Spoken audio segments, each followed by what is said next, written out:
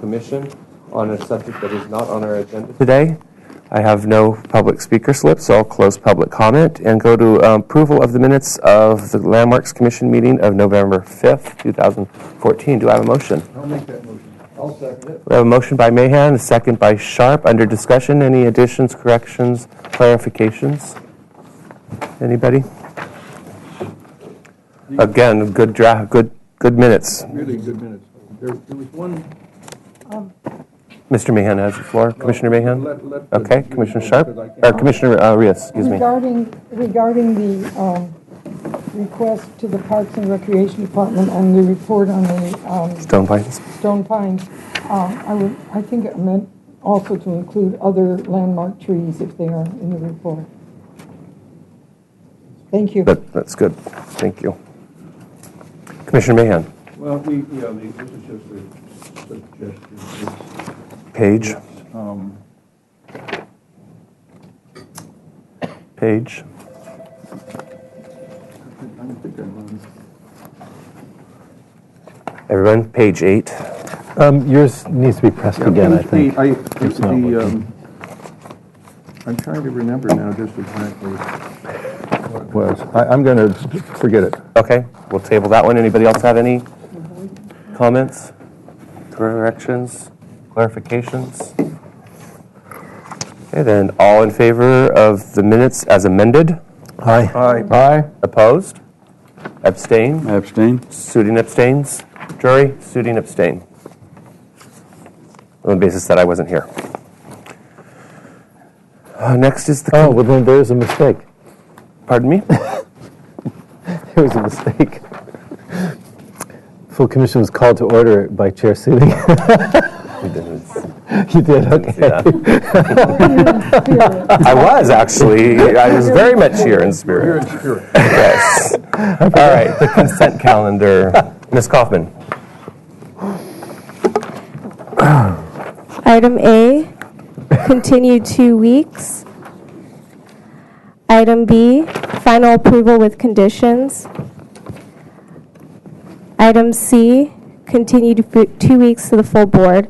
And items A and C were reviewed by Commissioner Sharps, and item B was reviewed by Commissioner Mahan. Okay. So we're still not getting anywhere with item C, 34 West Victoria and the furniture? I mean, I can go into it, but it's going to be heard in 2 weeks. And 2 weeks on the full board. From the full board. Okay. All righty. Do I have a motion to ratify the consent calendar? Approved. We have a motion by Winnick, a second by Arias. All in favor? Aye. Opposed? Abstain. Thank you, Commissioner Sharp, for doing the consent calendar. Very much appreciated. And Commissioner Bain. And Commissioner Mahan. Next is item D, announcements, requests by applicants for continuous withdrawals, any future agenda items on either City Council, Planning Commission, or Parks and Rec that we need to be aware of. Ms. Kaufman. Commissioner Murray will be absent from today's meeting.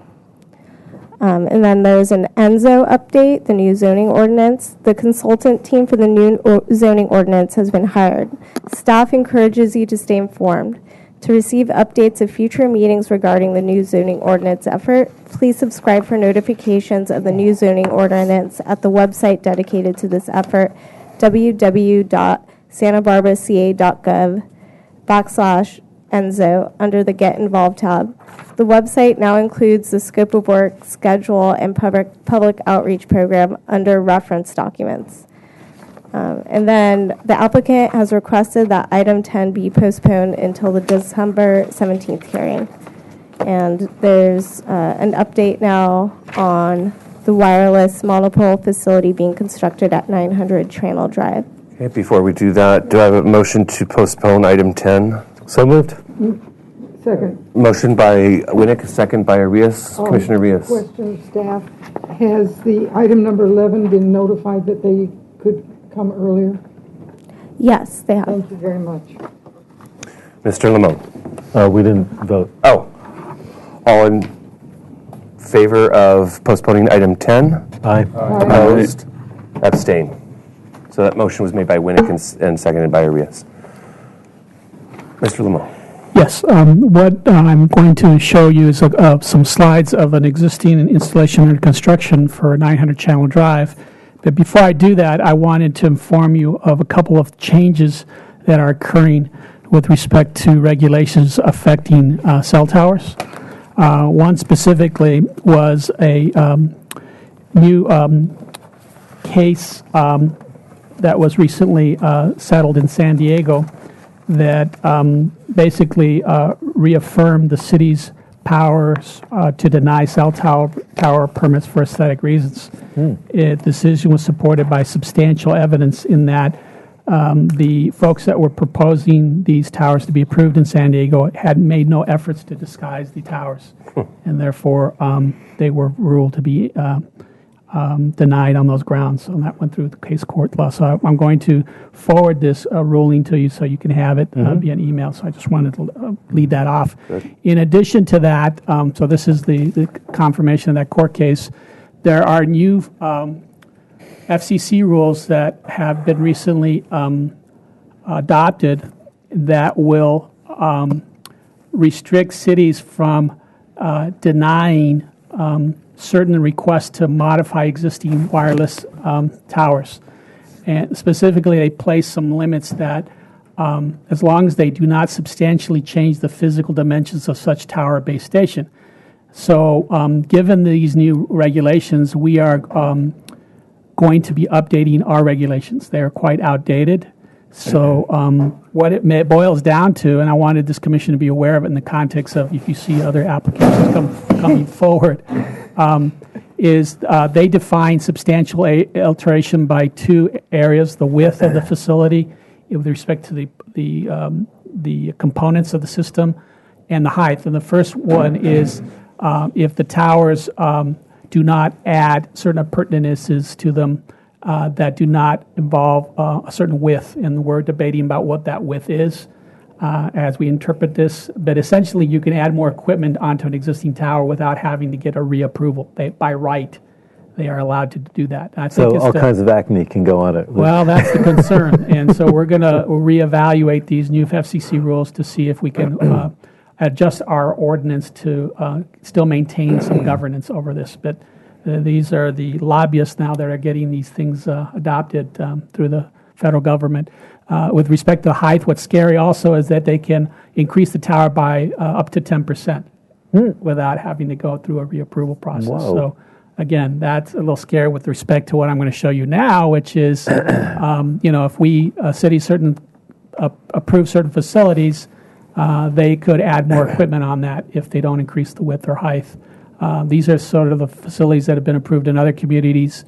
And I'm showing this as an example of what's being approved in Goleta. This is one, if you can see in the middle there, sort of like a racer head that was approved. And there's two trees here that were approved in the county as faux imitation trees. It's funny, they're the only green trees left. Right. Well, we were joking this morning that they don't have to be watered, so it's actually a good thing, I guess. Here's the one at Earl Showgrounds that I sent in an email earlier this week as an example of one that was put next to the city golf course. Considerable height, and that's the advantage of that. They can be screened a lot better.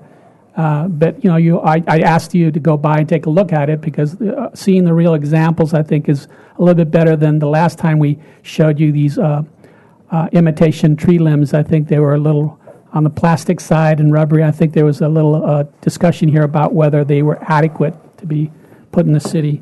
But when faced with the reality of what's being put here, I think, in retrospect, I think we should have probably considered the imitation tree because I think this is sticking up in a way that is unnatural. But I guess it's going to be debated as it continues to get viewed by the public. And as just to let you know, this project was actually referred to the Planning Commission, and the Planning Commission approved it as a conditional use permit. So they were the body that actually gave the discretionary decision. But a lot had to do with your support for it. So I don't know if we erred. But what I wanted to point out here is that I did contact the original applicant because when you look at this more closely, this is the existing photo that was presented to the Historic Landmarks Commission and the Planning Commission. You can see to the right there where the antenna was supposed to be placed. Right. And when you do a comparison, the left shows you the actual location that was placed, and then the right shows where they showed it on the photo simulation. So they got it wrong. And By 50 feet or more. Yeah, so Wow. I'm not very happy about that because it is somewhat of a misrepresentation. Of course, they're arguing it's more screened now behind a tree, but I think it looked or appeared in the photo simulations to be further away from Channel Drive. Here's another example of what they showed again and how you can see the difference between what they showed you up on the top and actually what's out there, which is way to the left there. Here's another one viewed higher up on the cemetery parcel. What's the green? The green is the actual one that they showed it to be located there, and the one with the arrow shows where it's at right now. So right there it actually shows it more screened from that view because it's behind a tree. Yeah. Here around the corner, you can see that it was going to be placed directly in the middle of the right photograph, and it's actually way down the street, which I think is closer to the street, the way it's viewed from Channel Drive. Is it farther from the historic element? It's closer to the It's historic. actually closer. Yeah, that Right. was one of the, that's Right. probably So- why they showed Do you it. know how many feet it is? I think it was represented about 75 feet different. I Wow. didn't pace it. I tried to pace it out when I went and visited, but I also wanted to show you, this is the backside view of it, and this would be viewed from the railroad track side. And what I noticed also is you see that piece of equipment that's right at the base of the antenna there?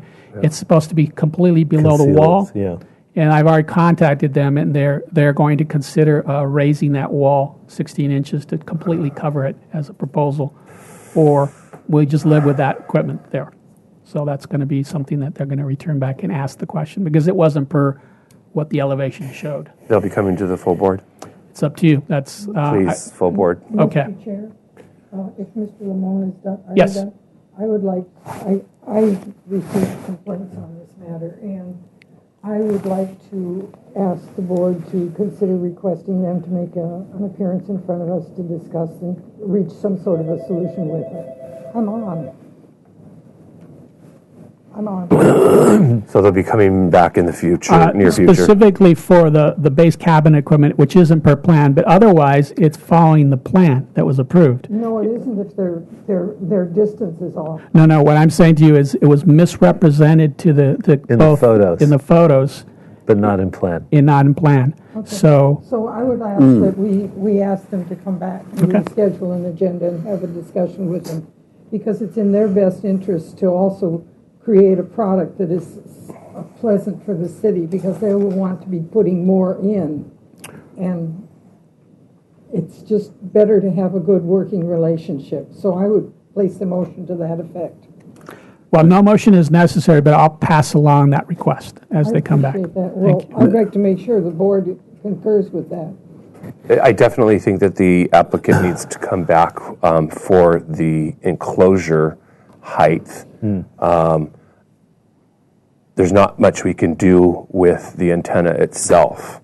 That being said, I want to know if the commission would like to have another discussion item on this.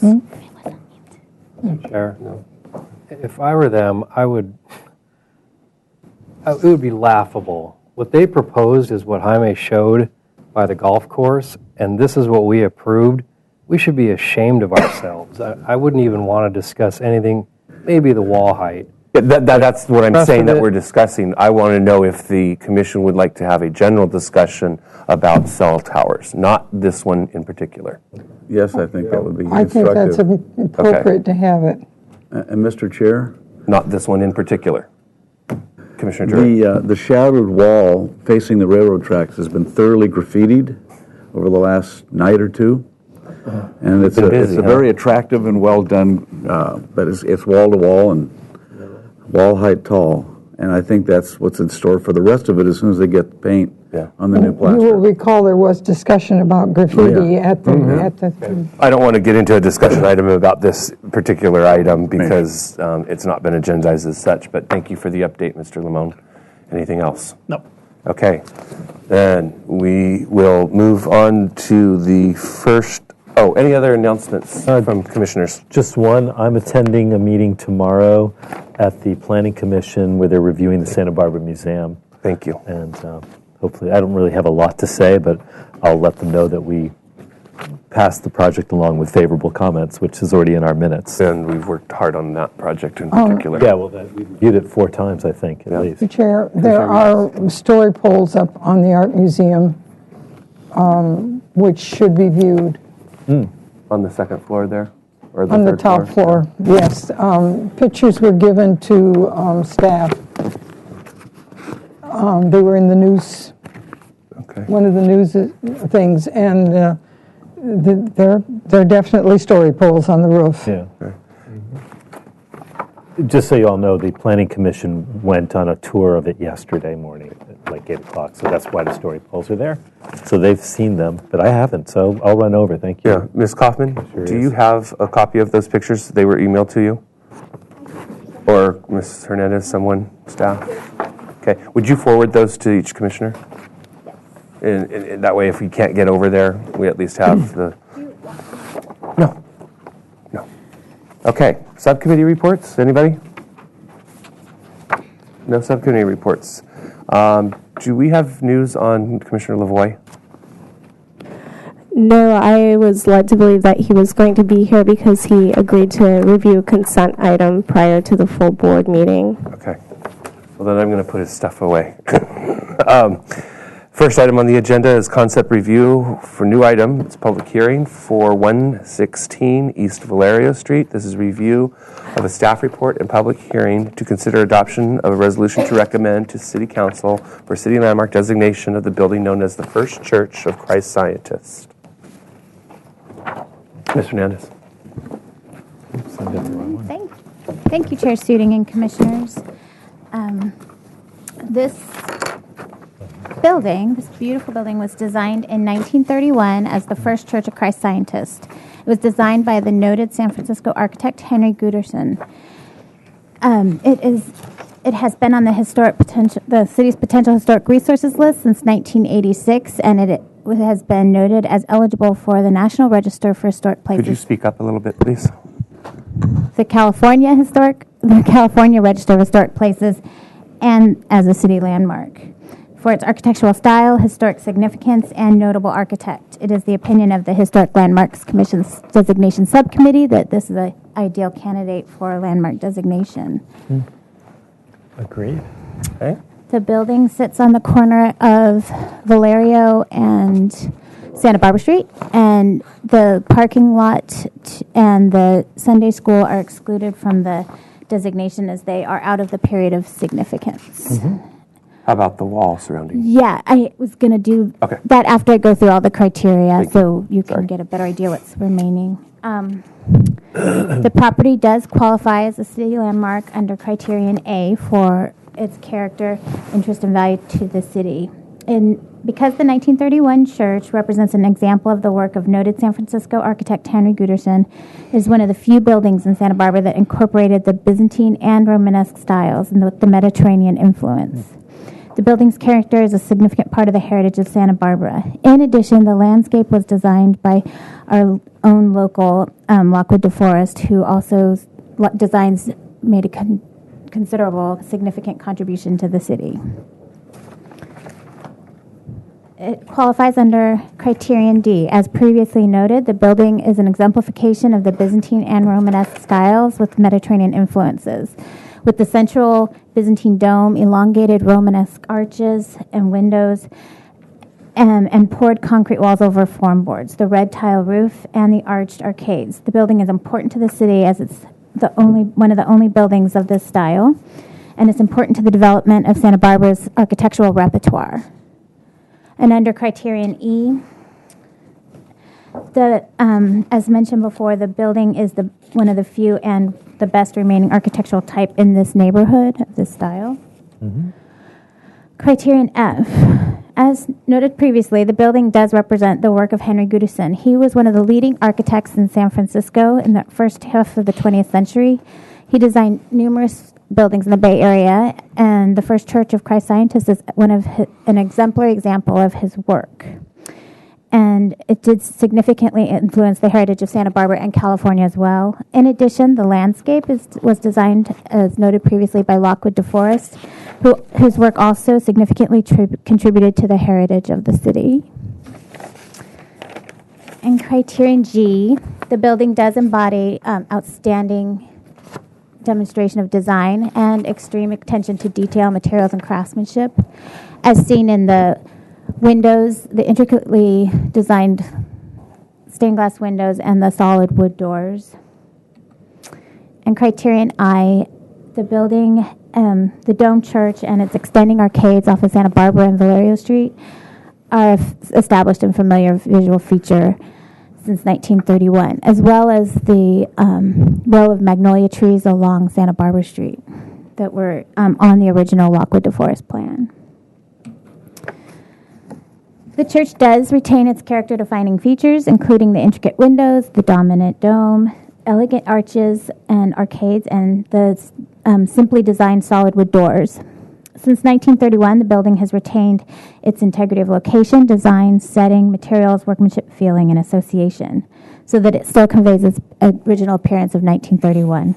The landscape of the courtyard on the corner of Santa Barbara and Valerio Street retains the magnolia trees along Santa Barbara and the large oak trees along Valerio. In addition, it also has the original courtyard fountain and decorative sidewalk that was designed by Lockwood DeForest. So the boundary proposal that staff recommends is the original footprint of the Henry Gooderson Church, and he also designed the stucco wall, as well as the significant trees in the garden area that were part of the Lockwood DeForest plan, the original location of the fountain, and this decorative sidewalk along the garden edge of the church that was designed by Lockwood DeForest. And staff recommends that Historic Landmark Commission adopt a resolution to recommend to City Council to designate the building as a city landmark. Okay, I will open public comment. I have no speaker slips, so I will close public comment, bring it to the commission for discussion. Mr. Chair? Commissioner Drury? Ms. Hernandez, is there any part of the wall that was built not in the, I know the wall goes toward Anacapa Street, those little ancillary parking lots. Is that whole wall included? Just the part that was originally designed by Henry Gooderson is this part, and this part that goes down to the edge of the church. So, including the benches. yes, and so it stops here. Okay. And it does Thank not you. go into the parking lot area. Because that's not real clear in this site plan illustrating the designation boundaries, unless I'm missing something. I can clarify that. Okay, because No report. it clearly says the boundary of the city landmark designation is limited to the footprint of the Henry Gooderson design. It doesn't talk about the wall, and it just says the footprint. But, just and please 6 feet, okay. Just please make clear that it is the wall and the built-in The wall benches as and well. some of the garden, the character-defining features of the Lockwood DeForest garden. Okay, any other discussion? Comments? Anything? Excuse me. Public comment is closed. Are you wishing to make public comment? Yes. Then I'll open public comment and indulge you. I just wanted to point out, I think that the garden, the forecourt, the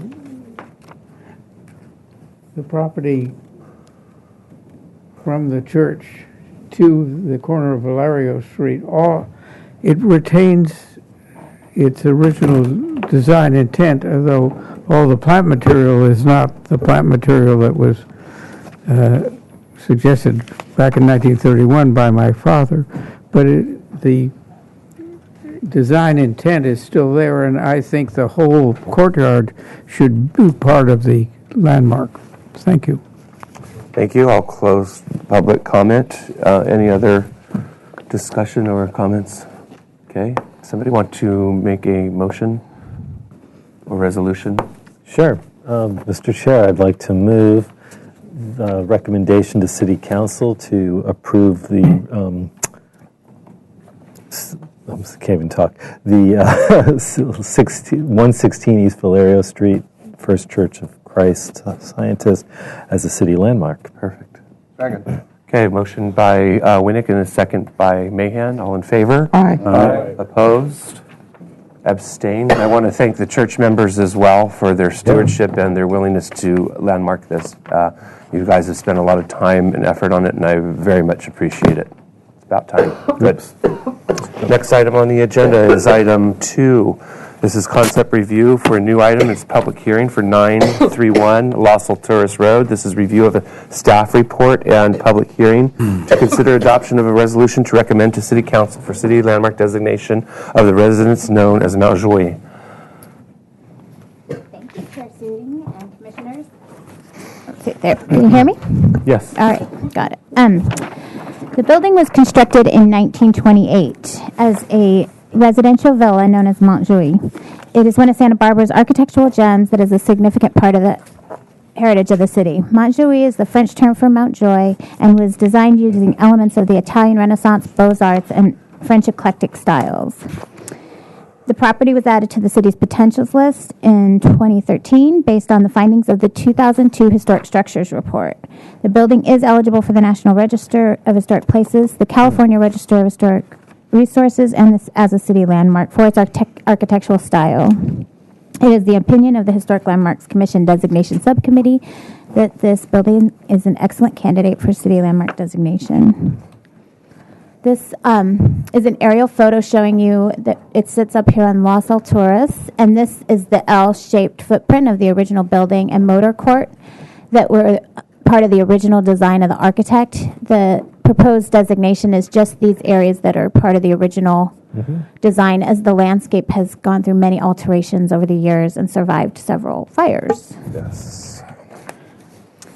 The property does qualify under criterion A. The 1928 building represents an elegant fusion of the Beaux-Arts, French eclectic, and Italian Renaissance architectural styles. And it gives a grand presence as it overlooks the city from the top of the Riviera. The building's character is a significant part of the heritage of Santa Barbara. As previously noted, it qualifies under criterion D for its distinctive eclectic style. It also represents a distinctive national trend towards construction of opulent mansions during the early 20th century. And under criterion D, the property represents the best remaining 1920s opulent estate in the neighborhood. The building style is unique and impressive. It survived the Sycamore Canyon fire in 1977 and the Tea Fire in 2008, when many of the neighboring houses did not. The building also qualifies under criterion G, as it embodies not only outstanding design, but extreme attention to detail, materials, and craftsmanship, as seen through the curved bay windows of the south facade, the balustrades on the terraces, the elegant wood windows, and the decorative brackets under the eaves. And under criterion I, it's a monumental estate that has been established and as a familiar feature on the ridge top since 1928. The original building plans show Montjoie remains essentially the same as when it was constructed, the building itself and the motor court parts. The building has retained its integrity of location, design, materials, workmanship, and feeling so that it can still convey its original appearance. And staff does recommend that the Historic Landmark Commission adopt a resolution to City Council that Montjoie be designated a city landmark, with the boundary designation limited to the 1928 L-shaped building and motor court. And designation boundary does not include any landscape features or gardens, as they do not represent the original intent of the building. That's Thank it. you, Ms. Hernandez. I'll open public comment. Seeing no speaker slips, I'll close public comment under discussion. Any discussion or comment on this? No? Only thing I'd like to say is if they have extra bedrooms, I'll move in. Oh, are you? Okay. Yeah, it's a lovely building. It is a lovely building. Thank you. Mr. Chair? Yes, Commissioner Mahan. It was noted in the report that Charles Urton lived here for a while. He was a very, very prominent contractor. When the earthquake came in 1925, none of his buildings fell. And after that, he had a lot of work. Including the Granada building. The Granada building, yes. Granada. Oh, interesting. So I'd be prepared to make a motion. Sure. Go ahead. I'd like to make a motion that the Historic Landmarks Commission recommend to the City Council that the 931 Los Alturas Road, Montjoy, would be recommended for landmark designation. Second. Okay, we had a motion by Mahan, a second by Sharp. All in favor? Aye. Aye. Opposed? Abstain? Again, thank you very much for this important designation. Very nice. It's a long time coming, and we appreciate your stewardship very much. Very much. Yeah. Okay, then moving on. The next item is an archaeology report, item number 3 for 1118 Indio Muerto. This is review of a Phase 1 archaeological resource report prepared by Dudek and David Stone. This report encompasses the analysis of the parcel as well as the parcels for 1120 and 1122 Indio Muerto Street. Ms. Kaufman? Dr. Glasshow has reviewed the archaeological report pertaining to the above-mentioned property. He concluded that the archaeological investigation supports the report's conclusions and recommendations. Specifically, he agrees that an archaeologist should monitor ground-disturbing activities during construction proposed for Parcel 3. The environmental analyst, Barbara Shelton, noted there is a typo on page 9 on the last paragraph. It should say Parcel 3, not Parcel 1. Okay. We'll open public comment. Seeing no speaker slips, I'll close public comment. We have the applicant or the applicant's representative here. Does Mr. Stone wish to say anything? Hello. Hello, welcome. Any Hello, questions Mr. for Mr. Stone? Yes, Commissioner Rios? I'd like to make sure that there is at least a 50-foot setback from the creek.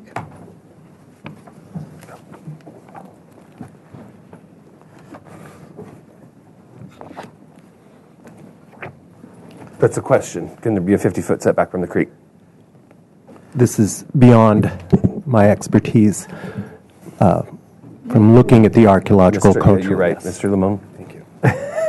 Sorry, I wasn't really paying attention. Thanks for answering. Commissioner, yes, this project, it will not come before you as a review body. However, if you would like to forward any type of comments to the applicable body, we can do that. Typically, it's a combination of city staff, environmental analyst, and creek staff that determines the appropriate setback for not the actual review boards.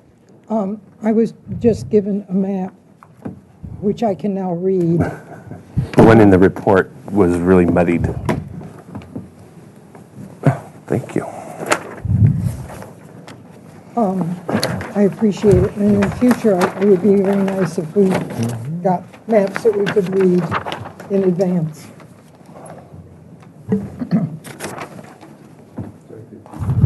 Thank you. Okay, any other questions? Commissioner Jury? Mr. Chair, this is probably beyond the scope of Mr. Stone's expertise also, but we won't have any say then in the amount of trees that are being removed? That's correct. However, Bluntly put. there is a recognition by our environmental analyst on the project scope, and there will be a restoration plan required for the creek area. So that is being taken care of. Thank you. Can we, Mr. Chair? Yes, Commissioner. Can we send comments to the further reviewing board then? Okay. I would like to have my comment about the creek setback to make sure that it's adequate. Okay. And I don't know if Mr. Drury would like to have the comment about the trees.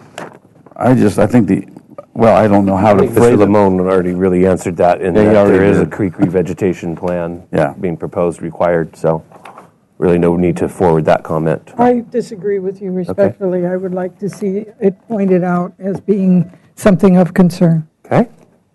Thank you. All right. Any other questions? Hey, Bar. The Architecture Board review. ABR. In actuality, that it's a split review.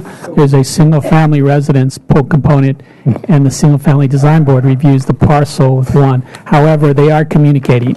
We do have comments being given to each board. Okay. They'll have comments from us, too.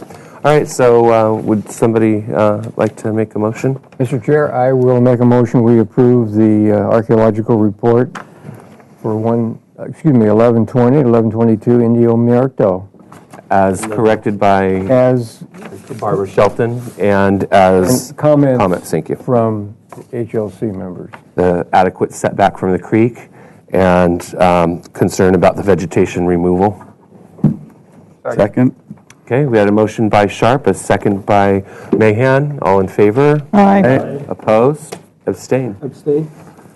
Commissioner Lavoie abstains. Motion carries. Next is item number 4. It's an archaeology report for 1120, 1122 Indio Muerto Street. Phase 1 archaeological resource report prepared by Dudek, David Stone. This report encompasses analysis of these parcels as well as the parcel for 1118 Indio Muerto Street. Ms. Kaufman. It's the same recommendation as Please it read it. encompasses. So Dr. Glassow has reviewed the archaeological report pertaining to the above-mentioned property. He concluded that the archaeological investigation supports the report's conclusions and recommendations. Specifically, he agrees that an archaeologist should monitor ground-disturbing activities during construction proposed for Parcel 3, 1122 Indio Muerto Street. The environmental analyst, Barbara Shelton, noted that there is a typo on page 9 on the last paragraph. It should say Parcel 3, not Parcel 1. Okay, I'll open public comment. Seeing no public, I'll close public comment. Mr. Stone, do you need to say anything? Questions for Mr. Stone? Mr. Chair, I think that my comments concerning the removal of, I'm sorry. Questions? Okay, go ahead then with comment, Mr. Drew. My questions concerning the removal of vegetation should properly be attached to this archaeological report. And also my comments. Okay. Any other questions, discussion? Mr. Chair, Yes. when I made the motion You said 120. for item number 3, I gave the wrong address. Did you? Okay. I gave the address for number 4, so I think I'll just make a motion to approve the archaeological report for 1118 Indio Muerto with the same comments regarding the vegetation and the creek setback. You understand that? We had a motion by Sharp, Second? second by Drury. All in favor? Aye. Aye. Opposed? Abstain. Okay, motion carries. Next is item 5, an archaeology report for 2720 De La Vina Street. This is review of Phase 1 archaeological resource report prepared by Dudek, David Stone. Ms. Kaufman. Dr. Glassow has reviewed the archaeological report pertaining to the above-mentioned property. He concluded that the archaeological investigation supports the report's conclusions and recommendations. Thank you. I will open public comment. Having no speaker slips, I'll close public comment, bring it to the commission for either questions or discussion. Anybody? Then I'll entertain a motion. Motion to accept the report? Second? Motion by Lavoie, second by Drury. All in favor? Aye. Opposed? Abstain. Motion carries. I would like to thank Dr. Glassow. I know that he doesn't often get thanks from us because we never see him, but he is a very important part of our commission, and I really want to extend our gratitude towards him. I think every commissioner would agree with that. Yes. Agreed. You may have that. You may have this and this, if you like. He's gonna go. He's gonna go home and shred them all. Pretty much. All right, next item on the agenda is item 6. This is citywide. This is proposal for a public container master plan. The plan will, over the next 31 years, standardize public trash recycling containers throughout the city by transitioning from 26 types to 4 within landmark districts and 6 within the remaining city areas. Looks enormous. Yes. Thank you. We'll pass them How along. did it happen to do that?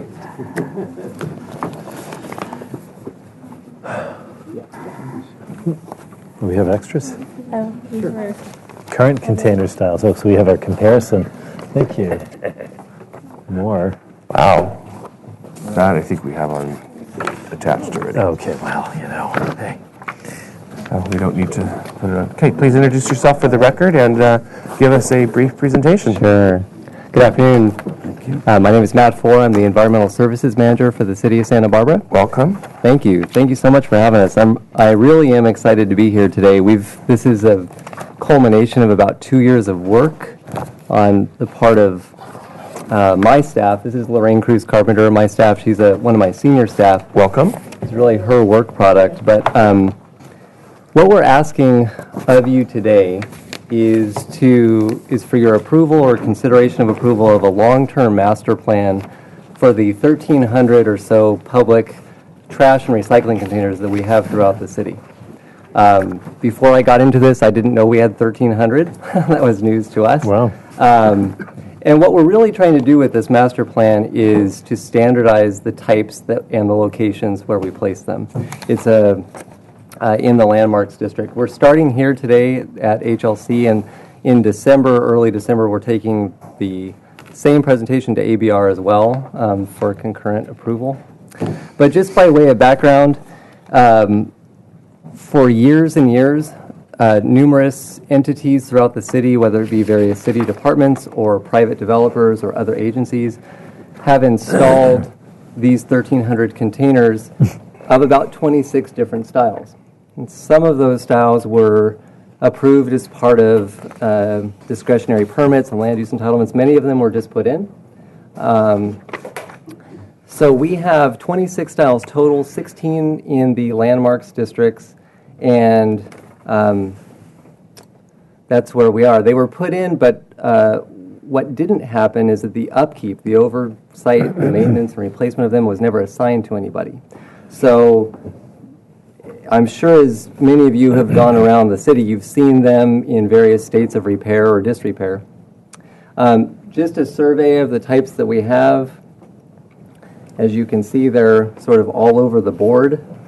And I wanted to just turn it over. We have an iPad presentation, not presentation, but just kind of a GIS map that will show you the distribution of what they look like. So there's really not a citywide coordinated rhyme or reason to how they were put in or the styles that were chosen.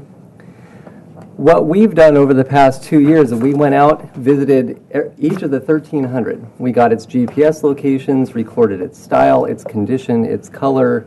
From that, we developed a 30-year repair and replacement program. And many of them are not anywhere near their end of life, but they need help. They need to be refurbished. So our plan was to refurbish them, once, maybe even up to 3 times, and then replace them with one of the standardized containers that we're putting before you. Oh, and then go back to thank you. So, as I said, the goal is to standardize those, to transition from those 26 containers or 16 within the landmarks districts down to the 6, and gradually, over about a period of 30 years or so, gradually bring those to those 6 container types. I see 4. Where's the 6? I see 4. 4 in the HLC, 6 citywide. Citywide, okay, thank you. And that's always the trick of going to 2 different commissions. 4 in the HLC, 6 citywide. So really what, our overall plan is first to start with HLC and ABR to hopefully get that master plan approval. Then we're going to go out to bid because we have a small budget for these to get competitive pricing, and then we will start the work. And the metal containers, metal can degrade, it oxidizes, it gets dented, the paint chips. But the structural integrity really lasts for quite a while. And so our plan, again, is to refurbish these on either a 3-year or an 8-year interval until their end of life, and then replace them. We do have some space, a limited number of additional new containers that we can put in pursuant to our franchise agreement with Marburg in terms of the ones that they serve. But really, and this is the point I really want to be clear on, this plan is not to install 1,300 new container locations. It's simply to take care of the inventory that we have. And to give you an idea of what the first 2 years look like, we have planned to refurbish 132 of those 1,300 containers and then to replace 78 that really are at their end of life and just look horrible. Are those 78 in the district or citywide? That's citywide. Okay, thank you. So just to give you an example, the Paseo container, very common container that you've seen on the State Street corridor. In 2015, for example, we would refurbish it. Those, we've set an 8-year refurbishment interval. We do that again in 2023, again in 2031. That would bring it to its end of life in 2039, and at that point we would put in the new container. So these are the containers that we are looking to transition to, and we are proposing 4 of them in the landmarks districts. And I'll turn it over again to Lorraine just to show the distribution on the iPad. So from the lollipop tree you saw first, this is what the 4 containers would look like. You can see from the color coding, they are much more systematic. And so that's really what we're going for. And if we can go back to the computer, I'll talk a little bit about each one. The first container, this is called an urban renaissance container. This would comprise about 47% of the 1,300 locations. We're proposing this container for all areas in the EPV district and Brinkerhoff, with the exception of a couple, and that's the ball fields and the couple of the parks that get the heaviest use and take the most abuse. Also, Coast Village Roads, not an EPV, but we're proposing this container for that area. And also Alice Keck, Alice Keck Park. The characteristics of this container, why we like it, it combines trash and recycling, which as a philosophical waste management provision we like to do.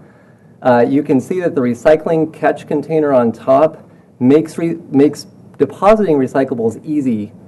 But just the reality of scavenging in the city, it also makes collecting those easy as well. So if anyone's going to go through the container looking for bottles and cans, they won't be throwing litter and the other contents of the container on the street. It'll be readily accessible there, something that we think is a good idea. The second item is this prevents graffiti. That mesh container around does not provide a solid surface as a backdrop to tag. And that's one of the major problems that we have now with many of the containers that are on the street. The third thing that we like about this is more durable than many of the containers that we have in the city now. It's got the reinforced top as opposed to the unreinforced top that has just gotten dented repeatedly over the years. We brought one of these containers in. It's in the corner of the room there. The color will be the Malaga green that is throughout the city, but feel free to take a look at it, get up and look. But this is the container that we are proposing for 47% of our inventory. The next container, this Barco brand, this would comprise 28%. This is our parks container. And you can see that it's highly functional. The parks take the abuse. As we hope they would, parks are used heavily, and this is the one that we feel is working well for us now. You can see we've got the blue for recycling, green for trash, and we're looking to put this container in all of the parks with the exception of Alameda's and the Rose Garden Mission and areas like that, really the Cadillac parks. We're also looking to put this in at the golf course and the waterfront. It's functional. Again, the perforated screen limits graffiti. The closed lid keeps birds and other vectors out of the container. And as you know, parks tend to get filled with a lot of food after parties and things like that. So that's our number 2 container. And just to give you an idea, when we talk about graffiti, this is what we're seeing now. This is what we combat on a daily basis. The reinforced lid, we hope, will not be dented and take a very nice-looking container and degrade it so quickly. Excuse me. The third container that we're bringing to you is what we're calling the new Pebble container. This is an existing container as well that we're looking to continue to use along East Beach and the Cabrillo Beachway. Aesthetically, it blends in well with the beach environment. And the fourth container in the landmarks districts is this Chase Palm container. This was installed pursuant to land use entitlements for the Chase Palm Park expansion, and we're proposing to stay with the same style. So, again, we are requesting your approval for 4 of the containers that will end up in the landmarks district. These 4, the Urban Renaissance, the Barco, the Pebble, and the Chase Palm. There are others that we're going to be requesting of ABR in their area, and those are their respective breakdowns. This is what the breakdown would look like in 2046 after this whole transition from the 26 styles to the 6 has taken place. And with that, I can take any questions. Actually, we're going to go to public comment, and then we'll go back for questions. So if that concludes your presentation, I will open public comment, and I have Sharon Byrne representing the Milpas Community Association. Ms. Byrne, please come up to the microphone. Welcome. Thank you. I just want to say I'm here in support of the staff recommendation. I'm involved actually with the Environmental Services Division on a temporary facelift project for the trash cans on Milpas Street using kids' art. And the reason is we have 4 different styles and they are in various state of disrepair. Appreciate very much the Environmental Services Division effort to standardize the cans, give them a good look and feel, and do that citywide. Thank you. Thank you. Thank you for coming. Nice to see you. Mr. DeForest. I have some questions. I gather, does Marburg serve all the, is Marburg the agency that collects the trash? That's correct. Marburg, our franchise waste hauler, does service those containers. All of them throughout the city? All of them. Okay. How do they handle the ones that, those ones that look like they're made out of concrete or terracotta? There's an insert in them. There's an insert. There's an insert. Absolutely. Okay, thank you.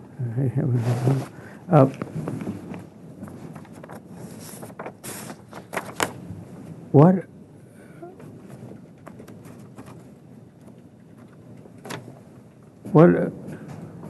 is this the best way to discourage graffiti? Or these designs? Well, I'm not sure if I'm supposed to speak into the microphone. Go ahead. Yeah, go ahead. I'll sit this way. The city has a very robust graffiti abatement program. We spend over $100,000 a year cleaning up tags. We have volunteer programs that do that. We have city personnel that we pay to do that. This is just one more prevention effort. You know, what we have found is where there is an unbroken surface, it will likely be tagged, and we're just trying to incorporate a reasonable prevention scheme into our pretty costly inventory. Okay, thank you. And then, do these prevent divers trying to fetch bottles and junk out and recyclables out of the trash cans? To the extent feasible, yes. Yeah. That's been thought about. These, especially this one out here, is much harder to have people dig in and get bottles and cans out of them. Okay, thank you, Mr. DeForest. Is that the extent of your Yes. comments? Okay, I'll close public comment, and bring it to the commission for questions. I just wanted to start out with a question. I'm pretty familiar with the Barco style. I'm assuming that that's that hard plastic top. It's not a metal top? Yes, it's a plastic. Okay. And hard to predict the future, but do you see any changes that might evolve that would negate the effectiveness of these types of containers, particularly the Urban Renaissance one, you know?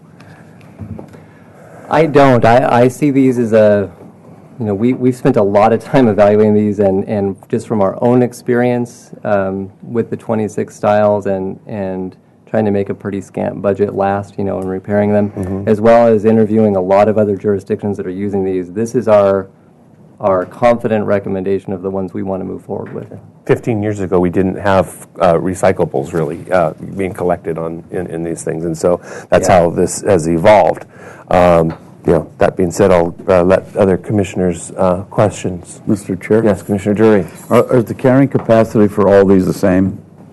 It's not the same. Not the same. There are variable volumes. We chose, it's always a fine balance between the size and the amount of real estate we want to take up, as well as providing a reasonable level of litter prevention and things. And so we choose a container that is a workable footprint, and then we rely on the frequency of collection by Marburg to take up the difference. And they're collecting up to 6 days a week on these, so we feel that that's a good balance. And the other question is concerning birds, seagulls in particular, seagulls and crows. Are these somewhat, the ones you've chosen, are they somewhat bird-proof, assuming that the collections are made appropriately? Yes, they are. They're not open top. Right.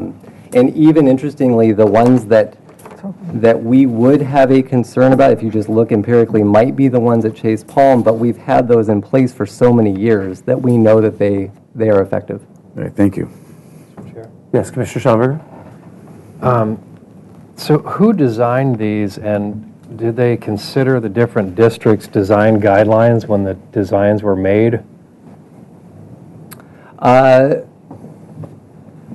In the cases where there were entitlements that were given, for example, the Chase Palm Park, yes. The others are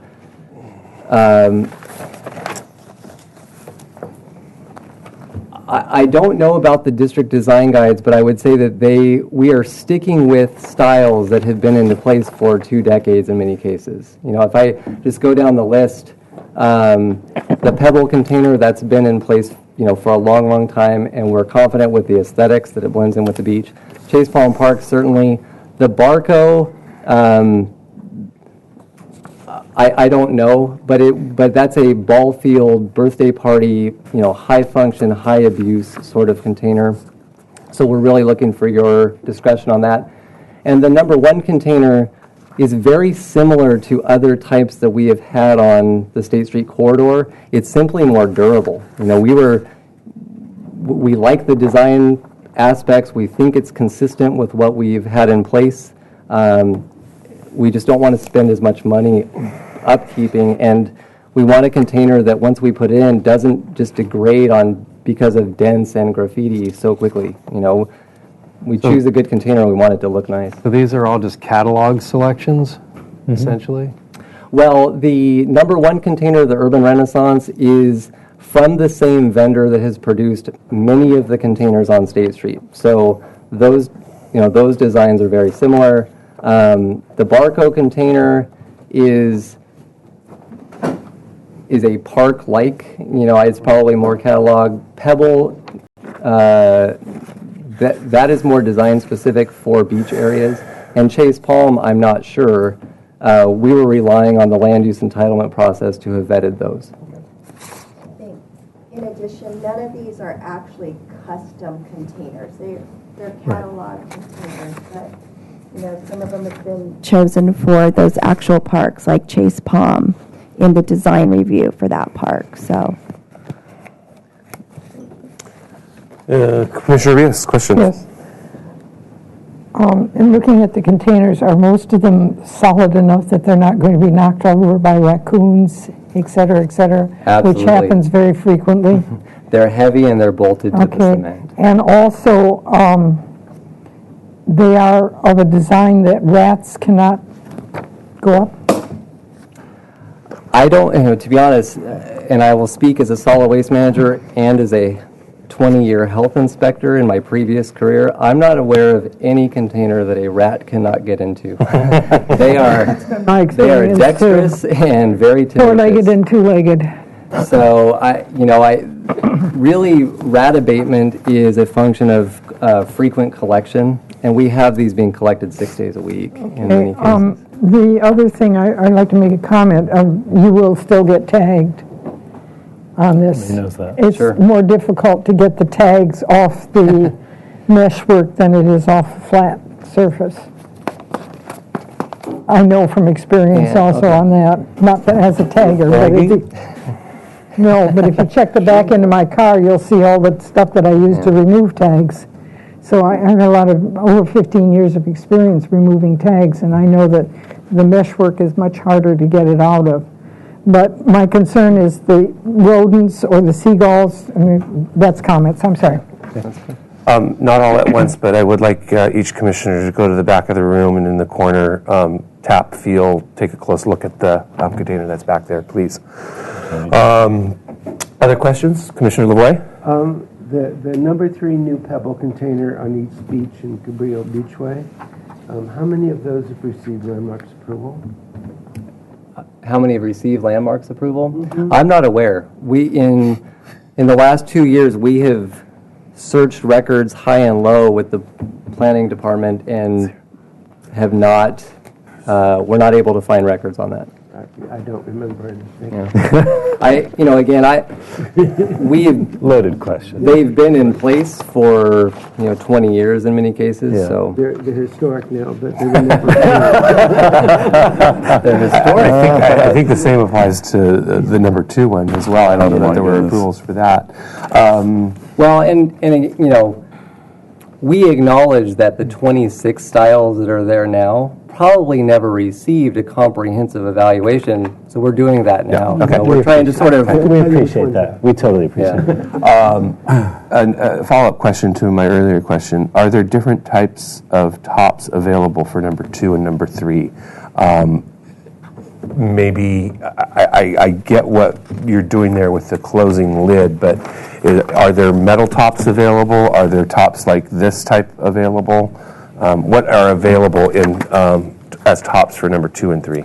I don't know. Okay. Well, we could check. I didn't look too far on what is available because these have, for our purposes of keeping, as the other commissioner mentioned, the rats and birds out, these do really well. They're also with the plastic, they're light and removable. They stay on, they don't blow off. No. But they're removable enough so that bigger items like pizza boxes and things that are generated at a park, somebody can take the lid off and cram it in. Mm-hmm. So, because again, litter is a big issue for us as well. We're trying to just contain as much trash in the container as we can. And these... Okay, I think that answers my question. Yeah. Commissioner Winnick, any questions? I do have questions. I'm curious, first off, if the container that's at the back, the Urban Renaissance, and thank you for bringing it so we can see it, but if that, it's a question, but with a statement, it appears taller than the ones that I've seen around town in general. I'm kind of curious, have you compared the height of that with the trash receptacles that are currently on State Street? The cut sheets are at the back of the package. Well, I have the cut sheet of this one. It's like 48 inches or 49 inches of the one that's here. They actually are, 47. they are taller than the ones on State Street currently, but those on State Street are paired together with a trash and a recycle, which takes up more space on the street. I understand, but in terms, they are currently They are lower. a little bit taller, yes, they are. We do have a can that's similar to that we've used before in different locations. That is the same height, and it works well for us. We've used it in the past, but we like this one better. It's just a better design, and it's more durable, so that's why we put this one. And to get to Ms. Cruz Carmen's point, it does take up less space. That's one of the, the other style that we have seen, one of the haphazard styles are these paired containers where it's two of these that are slightly shorter. Right. It's taking up this major footprint on the I get sidewalk. it. I get it. Does that answer your question? Well, it does, although my follow-up is Yes. I'm kind of curious, and maybe that did answer this. There are two other containers that you're using elsewhere in the city. Container number 5, which is called the Paseo, and then container number 6, which is called the Waso option. And I'm just kind of curious why those weren't being proposed for the district. They have the combo packet with the ABR because it was a shared file. Sure. So yeah, what you're seeing are two other containers that are proposed for citywide. I understand that. Yeah, why we're not? Frankly, because we think that the Urban Renaissance looks nicer. Aesthetically, it's closer to sort of the Cadillac style that we have already installed in the EPV district. It's there now. This 5 and 6, these are going to be large proportion containers, take up a lot of our inventory. These for areas that are not the EPV downtown State Street corridor, we're looking for a nice container, still coupled recycling and trash, and frankly was just less expensive than that one that we think is more reflective of the downtown EPV character. Okay. And Brinkerhoff. All right, well, thank you. Yeah. Commissioner Mahan, question? No question. Commissioner Sharp, question? No question. Okay, comments. Start with Commissioner Schallenberger. Yeah, that should teach you to never show something you don't want us to look at. Yeah, no, I can see the merits of the plan and can support the plan in general. Specifically on the aesthetics, I'm not thrilled about the cap. It's a little bit flying saucer, not quite as traditional as the old ones that had this nice dome, which feels more El Pueblo Viejo to me. I'm also concerned about sole sourcing and limiting competition by going to only one vendor. We've seen this on the bike posts. In fact, the people that used to make them don't make them anymore, and it's created a situation where you're having to go to specialized shops that are not able to produce them at an efficient price. So I'm just concerned about the lack of competition or ability for other vendors to get into the game. It's a good point. It's something I'm especially... Actually, we're just going to get through our comments. Got it. Commissioner But really the only aesthetic problem I had was the cap. Otherwise, I think it's a generally acceptable design. Did you go touch it, feel it? On the way in, I did. Okay. Thank you. Okay. Commissioner Jury? I did not touch it and feel it, but I heard it a couple of times. I guess my comments would be that there are some options. The Wausau option sounds like maybe a mystery novel, but I like the idea of the metal. I'm not really much of a fan of the lids that are on the number 2 and East number Beach. 3. Yeah, they get dirty really quickly. The lid on number 4, however, seems to be much less obtrusive than the ones on 2 and 3. I don't know if that's a possibility, if the carrying capacity is appropriate for East Beach, but I'd certainly like to see something less, less garbage can looking along East Beach. Of course you would. Well, it's a valid comment. Because I tend to disagree with Commissioner Schallenberger about the flying saucer. I kind of liked it until I looked out the window at the one sitting out on the porch, and that's the rounded one, right? Which is actually much less obtrusive. Thank you. Commissioner Arias, comments? I agree with what Commissioner Murray said. Drury said. Thank you. Murray Drury. Sorry, I still have problems. And Okay, I'm sorry. I'm just kidding. I'm sorry. I'm just teasing you, Judy. You know that. No, but it doesn't go over well at times. I beg You your have to pardon, understand and that. please continue. All right. I will keep my mouth shut. I would prefer to see something simpler in El Pueblo Viejo, such as the number 2 and 3, 2 and 4, 3 and 4 up there. I think those are more appropriate. That's my comment. Thank you. Commissioner Lavoy. Do we have our pointer, I don't please? know where it is. Oh, here it is. Just got to reach back a little ways. Mr. Lavoy. Of all of these, for as long as I've been here, this one I can remember giving approval to. This one I think was designed by this commission, as was this one, as was this one. And I remember giving this one approval.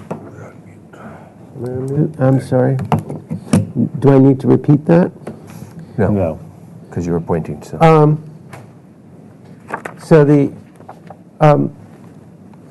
when I get told that I might have to give approval for the Pebble one in the district, there ain't no way I can make a justification for that fitting anywhere in the district. That's why I asked the question, has it ever been permitted? Because I have missed a few meetings. That does not pass in an historic district at all. This one does. That works. And actually, of the ones, I'd be happier to see one of these in the district than, well, anything with a dome top, the R2D2 top. No, just no. The one that's sitting back there is acceptable. I'm not thrilled about it. Which one? The one that's sitting back there, the big one. The Urban Renaissance. Yeah, it's acceptable. I'm not thrilled about it, but it's acceptable. But you should know that we typically don't allow tube steel in the district. That's why the other ones are made of wrought iron and probably weigh a ton. And I understand the expense, and I might be able to blink, but just be warned that we typically don't allow tube steel, and once we allow you to have it, then we get to allow everyone else to have it. I totally support the idea of trying to unify the expression of trash containers. And I don't think it needs to be unified throughout the city, but definitely needs to be unified within the district with something that's acceptable. Commissioner Winnick. Yeah, well, I pretty much agree with what I just heard from Commissioner Lavoy. I do want to go back to that one. Yeah, there's a reason why I asked that. And first of all, I appreciate your intention to unify them and to, make it make sense. I too prefer this, the Wausau unit, even though you hadn't proposed it for our district, because it does collect both recyclables and trash, and it keeps it in a smallish structure, like contained in shape. I actually don't really like the Urban Renaissance one because I do feel it's too tall, hence my question. And I understand it takes up less footprint, but it feels too tall to me, and I tend to agree with Commissioner Schallenberg. I do not like that top. It feels... It doesn't feel historic at all. It feels very sort of fake and like it just landed there. So, and I think that whole upper compartment, I totally understand the idea of that. It's easier to get your recycles in and out, but it's hovering. It's like a little Saturn thing hanging over the top of the wastebasket. And that one, I think, was proposed for 60% of the time. So I wouldn't like to see so many of those. And then I also agree, I do not support the pebble ones, although I understand that they blend in with the sand. And I think the other terracotta pots for Chase Palm would be a better solution with the low-rise top or the flat top. Anyway, so those are my comments. Thank you. Commissioner Mahan. Yeah, I agree with those comments. I definitely feel that the one in the corner back there is too tall. It's especially for the State Street Plaza. Urban Renaissance. Yeah, it's just overwhelming. And even though it's functional, but it's not appropriate. And I think that this one here that everybody, the Wausau, I like that too. I think it's just nice. It has a nice simplicity to it. And I agree that that the commission in the past probably did not approve the pebble, and they are very, very inappropriate for El Pueblo Viejo. Okay, thank you, Commissioner Mahan. Commissioner Sharp? Thank you. I do recall, and Bill is right, Landmarks did have a hand in the design of the State Street receptacles, and I also recall there was a community uprising about the cost of each one of them. And the Malaga Green, of course, was part of that design, and so they were specifically designed for EPV. Personally, I agree with my fellow members here that the Wausau is probably my favorite. I think the one in the corner back there is too tall, too imposing, and the Chase Palm certainly is appropriate also. Okay, I just have a couple of comments. I like the simplicity and the elegance of the Wausau unit as opposed to the Urban Renaissance. The Urban Renaissance one, I can't really find anything traditional that I can hang my hat on. Not that garbage containers or trash containers are historic, but I just am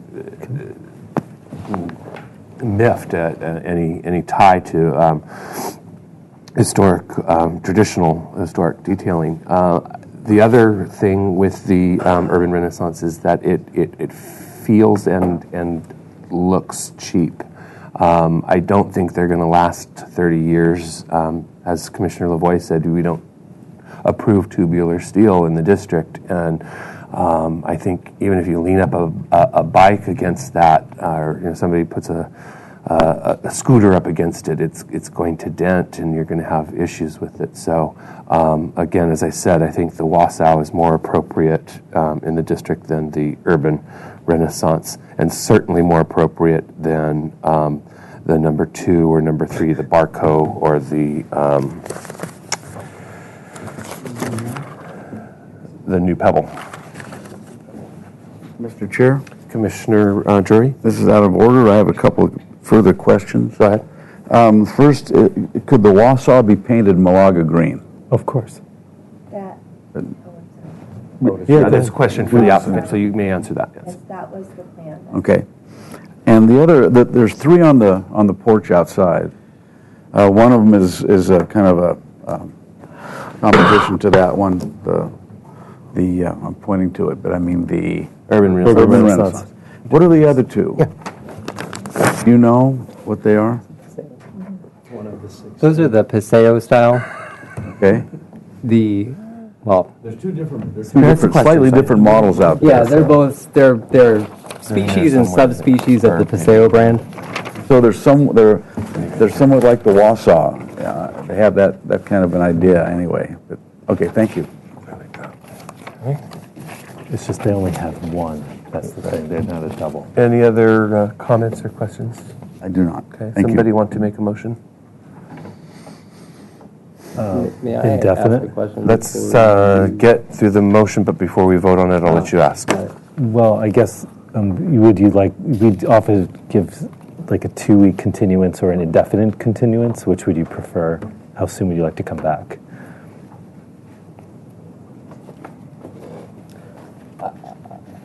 I guess I would have to ask my questions before I... Go ahead. I'll allow it. Go ahead. Okay. Go ahead. So just so I can run down these, the Urban Renaissance, if the Urban Renaissance is not approved, it sounds like there's consensus on the Wausau, which that I can accommodate. on the new Pebble, and the reason I'm asking this is a budgetary issue.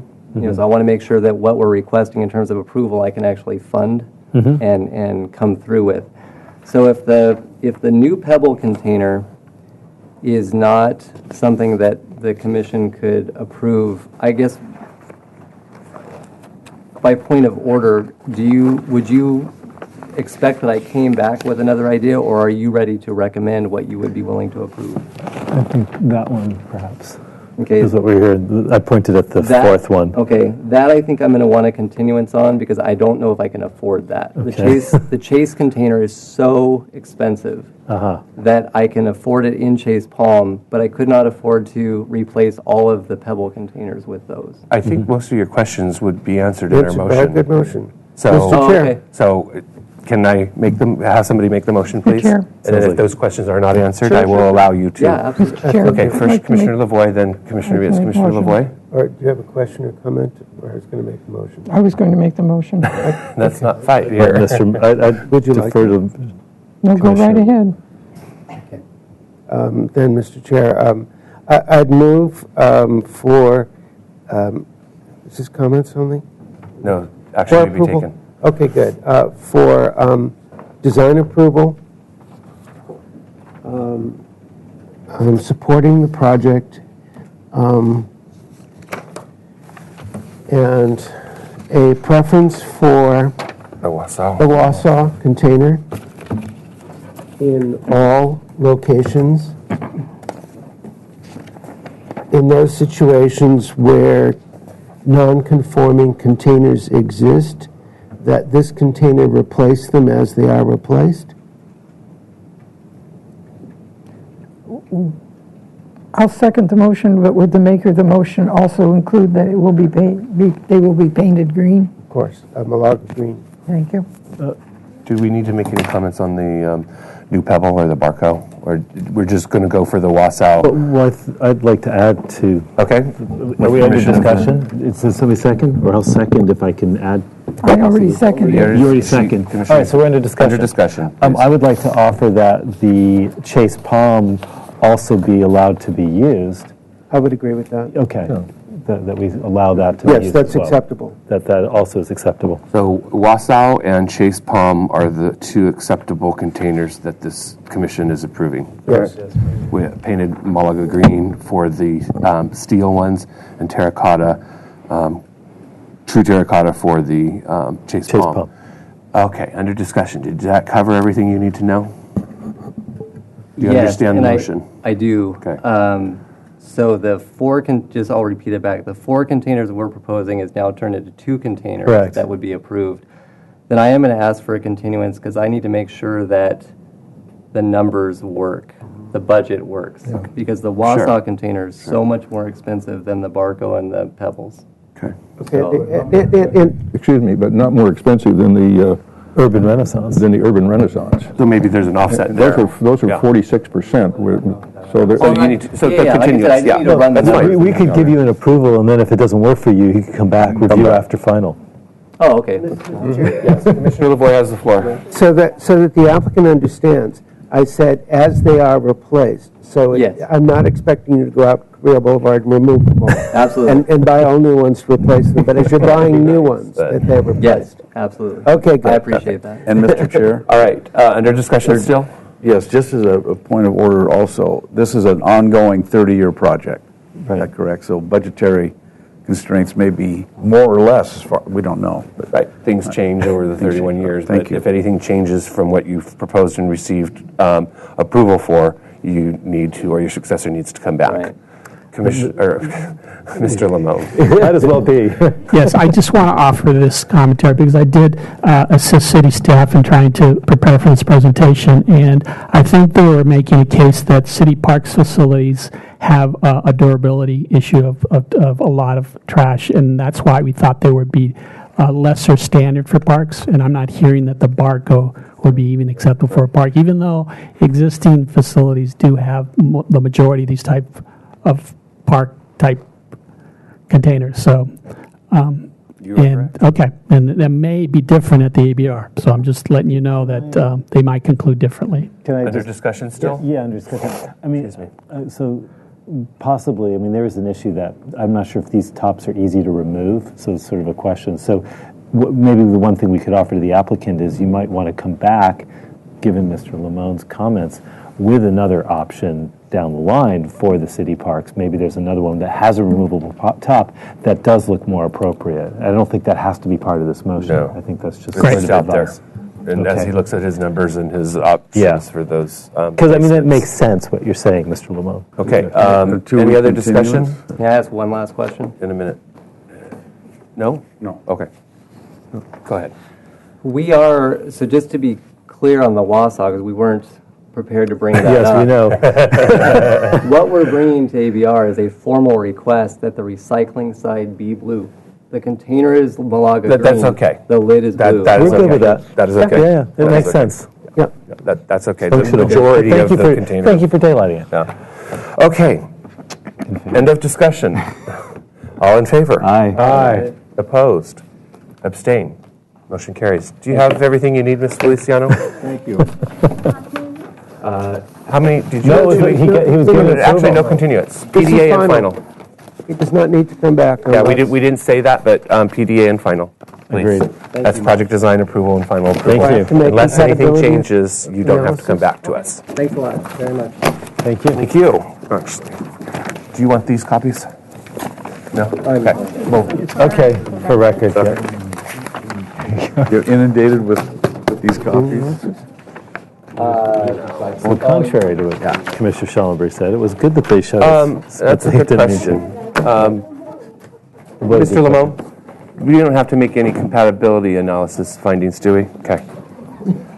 Just wanted to check. All right, respect to our 10 minutes like this. behind. Next item is final review and historic structures report for 1330 Chapala Street.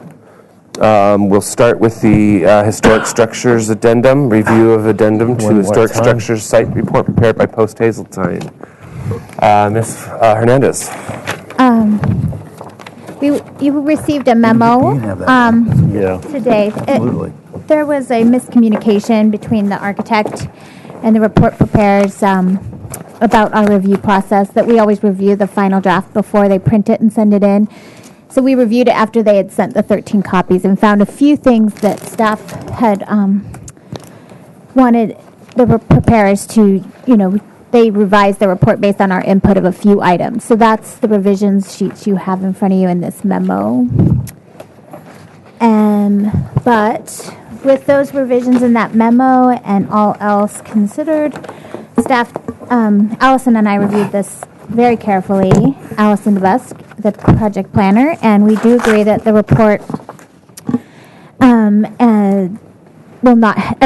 we agree with the report that the project will not have a negative impact on the resource and meets the Secretary of Interior standards for rehabilitation and CEQA guidelines.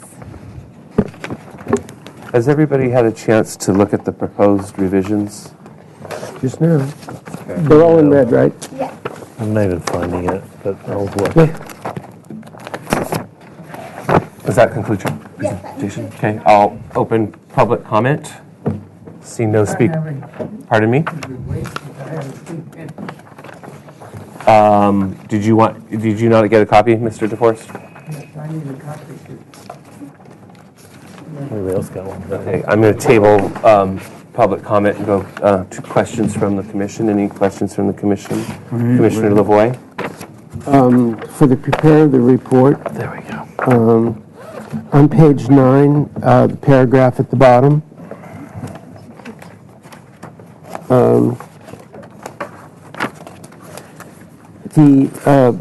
Speaking of the architectural style, the architectural scheme for the project draws its inspiration from the Spanish colonial revival architecture of the adjacent Arlington Theater.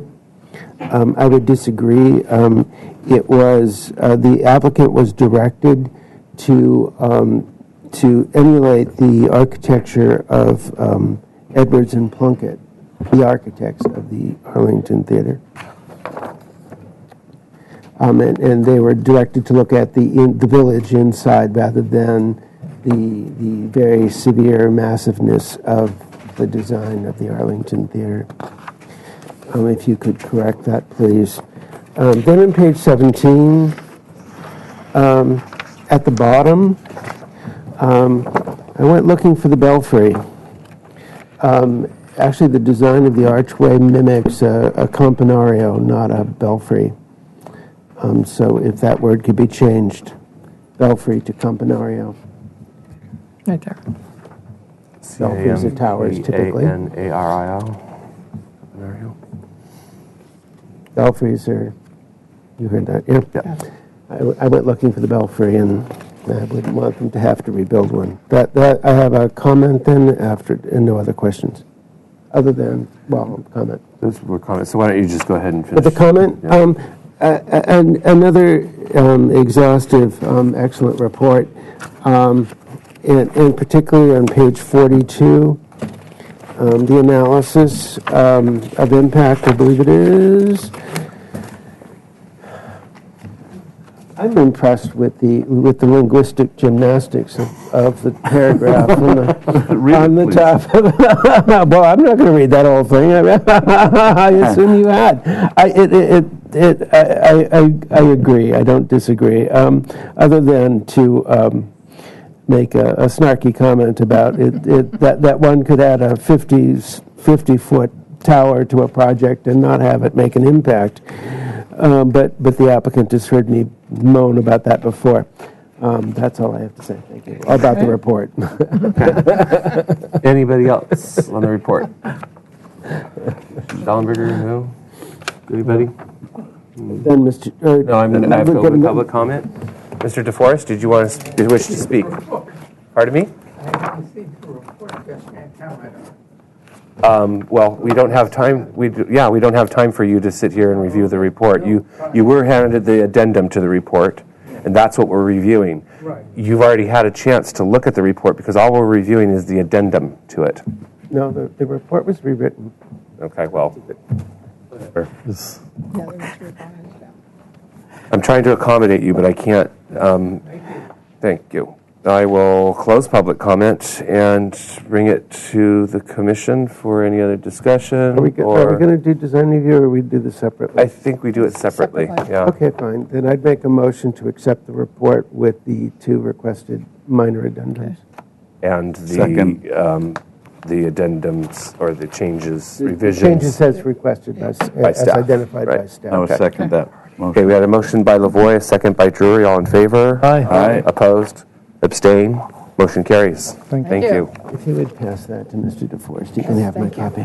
Would you like that one? Okay, then next we'll look at the project, and final review is being requested. Project requires compliance with findings and conditions of resolution number 13-091 adopted by City Council on December 10th, 2013. The project was last reviewed by HLC on September 10th, 2014. Please give us your names for the record and give us a brief presentation. My name is Carrie Bingham, and I'm representing Pikert RRM Design Group. Welcome. The architect. Courtney Miller with CJMLA. Welcome. Katie Klein with CJMLA as well. Did you like me to read the minutes from the last meeting? I thought maybe I would just use them for my presentation. No problem. Okay. So the motion from September 10th said appreciation was expressed for the applicant's response to previous comments in a meaningful way. Number 2, the ironwork is exemplary and compatible with the adjacent historic resource. Number 3, on sheet A 5.2, show a line. Should you get the? Oh, you're getting the plans. Okay, sorry. Show a line on the site plan to indicate that the elevator tower cannot be seen from Sola Street. So we had actually shown an exhibit on that several meetings back, but I brought it today just to show that again. The line doesn't really fit on our working drawings because it goes so far across the street. But this is the Sola Street view shed, and as you can see, when your eye level intersects, you have to be 106 feet away, or sorry, that's 108.5 feet away from the Sola Street public right-of-way line. So it's well past, we would not be able to see that tower on Sola Street. Okay. Next item was provide samples of all colors. So we've shown these before, but I brought them back. So I can share a couple copies of the color board, and then I'll pull out the samples.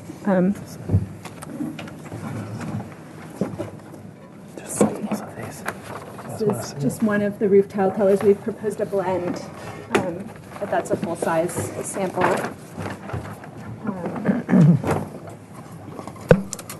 Oh, that sounds good. This is a sample of our stucco color and our window.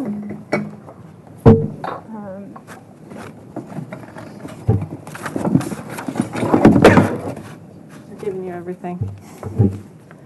This is a full-size sample of the deck tile, and then this is a miniature-size sample of the color blend that we proposed for that deck tile.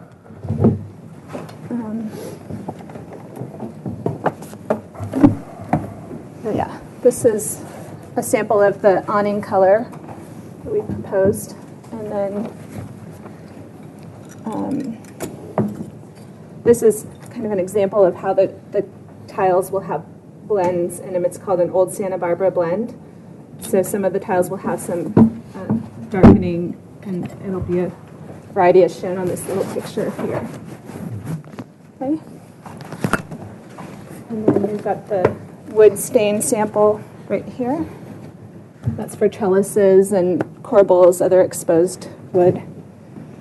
And I think Do you have more than one of these? this is actually a couple things you haven't seen yet, which is this is our parking lot light fixture. And this is a material that we're proposing for the curtains on the corner of Sola and that eastern Paseo, where we have a wrought iron balcony up on the corner. And that we took the color inspiration from our deco tile colors that were inspired from the original theater deco tiles. I do have an example of, this is kind of going into another thing, but this is an example of the deco tiles. Well, it's also right here, too. Not the right one. Is that not it? Oh yeah, and it's on that image as well. Yeah. So that's where the colors, we found a curtain that would have the same colors. Okay. So I think that covers it. This is also, actually, this is the paint color that we have for the garage header beam. So.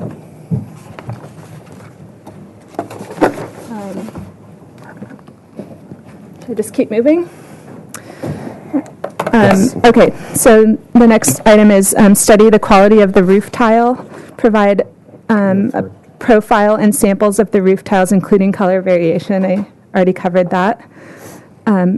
Include a detail of the scallops on the plans. So we have drawn an elevation. We already had a section detail, but we've also added an elevation showing the curvature of those scallops is requested, and we also show it here in section, and this note that says that the tooled edge at each tile flare plastered to terminate at the outside edge of each tile. Thank you.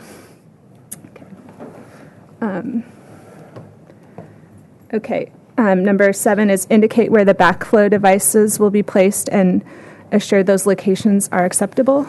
I have a site plan right here. Since the rest has all been kept captive. No, actually, I was going to show it on your plan, Courtney. We like the idea. The mini set's good.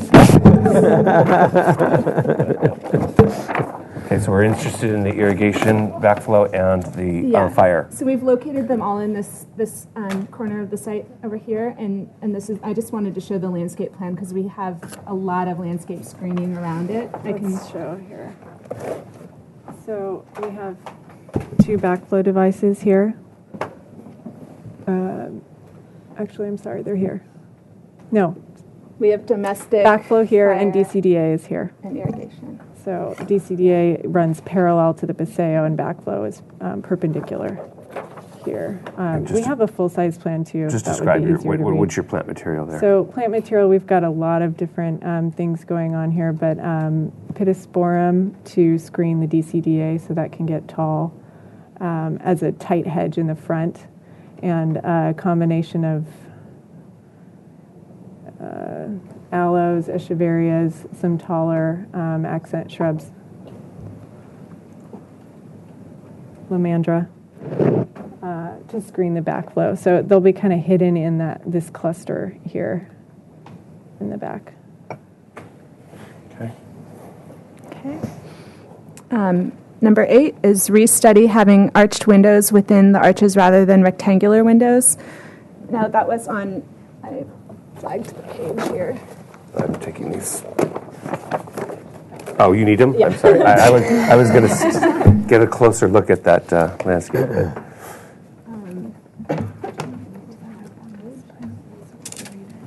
Okay, so that was in relation to these windows here on the East Paseo. There was a desire to have these rectangular windows fill the arches rather than kind of be punched in them. Sheet number, please. Oh, sorry, that's on A520. A5.2. Say it again, please. A5.20. Yeah. We don't have an A520. Right here. Those are double-sided, it looks like.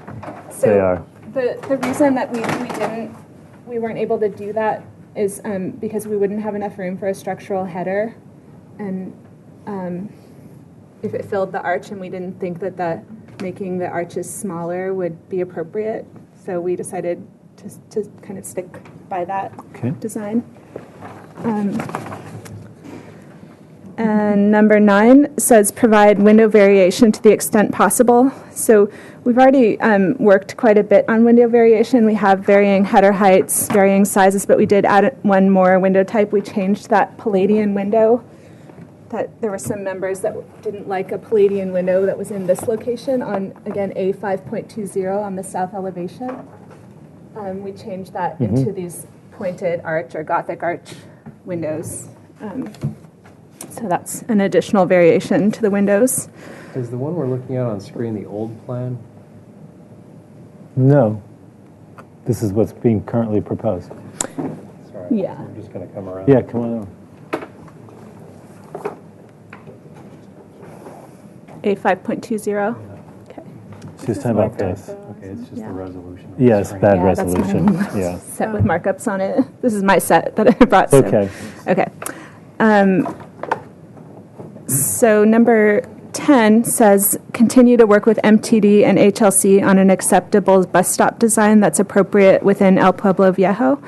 So we've you haven't seen our bus stop design yet. This is a new thing today, but we've been working with MTD and Public Works, and they've given us go ahead on this one. We wanted to show it to you guys. It's also shown on the elevation sheet, but that's and we have a detail on A510. But I thought I'd bring that in today. So. So this is just for information, or is it actually for approval? It's actually for approval, and it's in the drawing set as well. Okay. I just brought a 3D drawing because I thought it would present better. So it's kind of this thick wall that's buttressed, and it has a built-in bench, and then a asymmetrical gable on it, which kind of had to do with the clearances that were required. We had to make sure that this eave didn't hit the bus, and then we had to make sure it had enough coverage, and so it kind of ended up as an asymmetrical gable, which is elsewhere in the project, so we didn't mind it. Exposed wood corbels, tile bench cap there. It's actually a 2-inch saltillo tile rather than this concrete tile. So that's our bus stop design. And then number 11 just said it's now understood that the trash enclosure previously in question is also serving the Arlington Theater, explaining its proximity and design as referential to the adjacent historic resource. So I think that covers it. Okay. Do you want to add anything to the landscape? I would particularly like to hear your materials. Sure. If we want to pull up the materials board here, it's kind of buried. So, simple materials. We have 3 different concrete colors, all within the tan, beige range. The pavers that we brought today are Ackerstone. We have a, what is it called? Grind finish? Yeah. Grind finish for the field, and this represents the band. The concrete that you're holding in your hand is the adjacent colored concrete, so it matches almost exactly the band color. And we haven't changed the size or shape or pattern, so we're still with the 6x12 running bond. We have added another band where I think Mr. Chair and Commissioner Winnick had suggested one. So we can look at the plan as well if you'd like to review that. Do you want to see? I'm good, but thanks for doing it. Sure. Okay. It did make sense after all. So. Okay. I just wanted to also relay that we did go to Street Tree Committee to have the I think so. 5 Will's Platanus racemosa existing trees on Chapala reviewed, and those were approved as removals. We've changed the proposed tree to the Cedrella facilis, which matches the development south of ours. Mm-hmm. So that was reviewed and approved. And we have some imagery of the fountain tile design for you if you'd like to take a look at that. Yes. Do you want mine? Yeah, it's the same thing.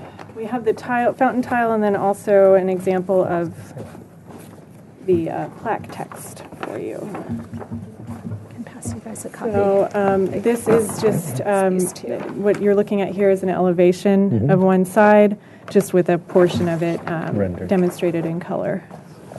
And these are the same deco patterns that you've seen for the other elements on site. We've got 2 options here, and we're still deliberating. I prefer the solid for the bottom, but not necessarily this color. So wanted to get the board's input on that. It's a little difficult to understand here what's going on. This is the raised pedestal in the center. Right. This is the floor of the fountain. Right. We have a border around the perimeter of the floor. This narrow bit is the wall of the fountain, and then we have a double row with a border on the floor outside of the wall. So this is actually the paving surrounding the fountain. So that's at the same elevation as the adjacent paving, which is the... Which is stone. Stone. Oh, flagstone. Stone. Mm-hmm. Okay. So, looking forward to comments on that. Mm-hmm. And then we also brought suggested text for the plaque that will go... Would you like me to read it? Do you have more than one copy? No. Okay, then I need to read it. Arlington Hotel Archway, circa 1911, City of Santa Barbara structure of merit. The Arlington Hotel Archway is the last architectural remnant associated with the historic Arlington Hotel, designed and built by architects Arthur B. Benton between 1910 and 1911. The first hotel, originally built in 1875 in an Italianate style, was destroyed in a fire in 1909. In 1910, the second Arlington Hotel was rebuilt in the Mission Revival style. Badly damaged in the 1925 Santa Barbara earthquake, the hotel substantially was demolished a few years later. The existing Mission Revival style archway provided an entrance to the hotel's lavish gardens, remnants of which have survived, including some of the current palm and eucalyptus trees. Okay. Has this been reviewed by the historian? Yes, we worked on that along with the historian. So that's representative of both of our input. Both your historic consultant and the city? Not the city yet. Okay. So. I'm going to pass. It was part of the structures report. Was it? They included that language. Yes, okay. It was included in the structures report. Did you read your one of them is things. Well, not that detail. I'm sorry, I can't remember that. Okay. Anything else, Ms. Miller? No. Anybody else want to read that's this? Well, there's these light fixtures that you handed me, Phil. So somebody want to present that? Yeah. That came from staff, so is that something we're looking at? I'm assuming they're asking for approval. Yeah, I'm not sure if that should be part of your presentation. Oh, did this fall out of my folder maybe? Yeah, I don't know. I think they fell into my folder. But these are the fixtures, and you guys have seen these before. I didn't. I didn't remember the dome fixture that I saw. It was like a local. Let's put it on camera, please. Yeah. Sorry. Which one did you not where see yet? Oh, this was part of our submittal. Okay. Sorry. Yeah, maybe you just want to walk through it. So Yeah, sure. Okay, yeah. So we have, these are the residential unit patios light fixtures here, the Handelman fixture. I can turn it for you. This is in the interior corridors, another Handelman fixture. This one, these are on the stairwells, I believe. I'm going to have to look at the electrical plan to double check that, which we have with us. These are the parking lot bollards. We have a few locations where we need the bollards in the parking lot. Yeah.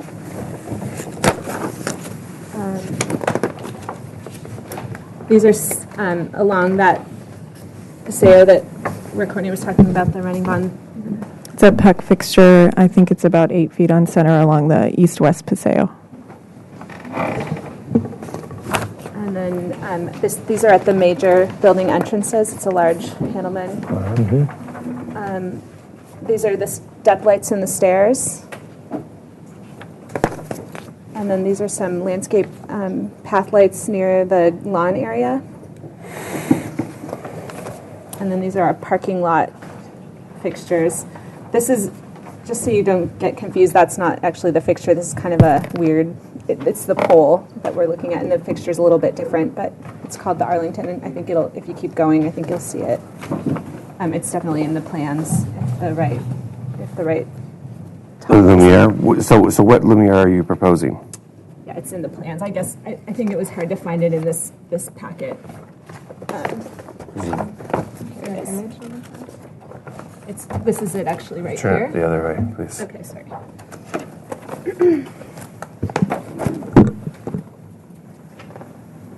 It's actually called the Arlington. Means nothing. Yeah, it means nothing. But thank you for telling us that. So you don't have a color cut sheet of that at all? No, I brought in a sample of it, though. The color is right. Is this bronze color? No, but a colored cut sheet of it. A cut sheet of it. You don't have a cut the sheet. top? Correct. I guess I don't. Okay. But So what are we looking at then you're with all looking these at the cut? post, and you're looking at the post style. It just doesn't have the top. Well, this post is different than this post. Yeah, we called it out in the plans exactly which one we've Where? picked. It's cast iron. It's in the electrical plan back here, and you guys have a copy of it in the submittal.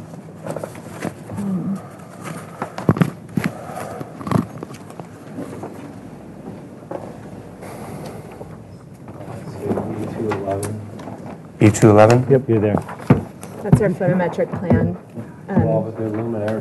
Oh yeah, the luminary schedule. It's the holophone. Let's see where. Reading it upside down is really difficult. Let's see. Okay, it's fixture S1.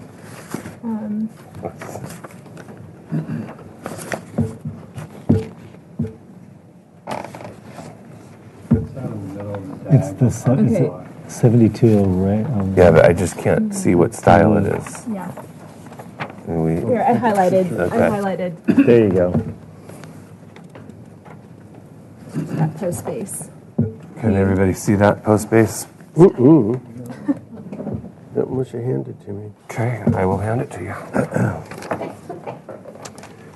And then the last one, I assume, is for the fountain? Yes. Okay. All right. Does that conclude your presentation? We covered everything. I'm gonna make sure that you saw what you needed from these. What do we have here? Oh yeah, this is the mechanical equipment. These are the exhaust fans on the roof, which you can't see from the streets, but it's the exhaust fan that sits on the roof, and you'll see it on the roof plan. This is this is just a disconnect switch. I don't think that was really necessary to show. No, I don't think so either. These are the heat pumps that are also on the roof, and they're enclosed in a mechanical well on the roof deck that has walls, solid walls around it. So what color will they be?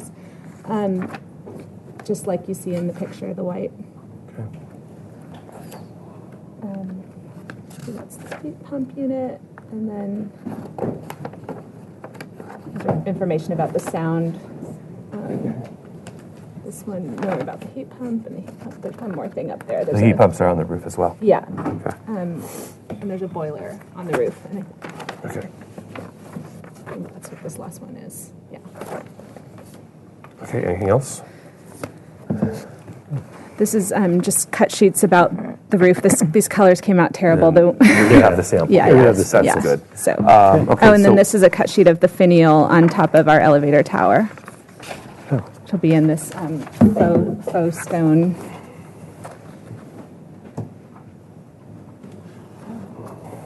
Okay. Do you want to see it down there? Okay. I have just a couple of questions before we turn the page or get off on a different subject completely. I'm not understanding where these fixtures go. Could you tell me where those fixtures go, Ms. Miller? Sure. You can stay on this plan if that works. Yeah. Well, that was the photometrics, and I don't keep going. see them there. Here. That. So they go along the east-west paseo here. They will be centered. If this is They're on the ground? the band, Yeah. they will be centered on the inside edge of the band, Oh, throwing over the walkway. Okay. is that a comment? Was it- No, I'm just asking a question. No, mine was a Oh, comment. so I know, so I understand where they are. Yes. All right, and then how about the bollard? You know where those go? Carrie may want to speak to this, but we did not do the design for this one. Here you go. We needed the bollard. I've not reviewed that yet, so I'm not familiar with I know where they are. that's the parking. That's the parking ticket station. Are they here, Carrie? Yes, that's right. That's where we've got the bollards. So just two, it looks like, at the entry. Okay. Oh. And then how about these wall packs? She said the stairs. I'm trying to remember.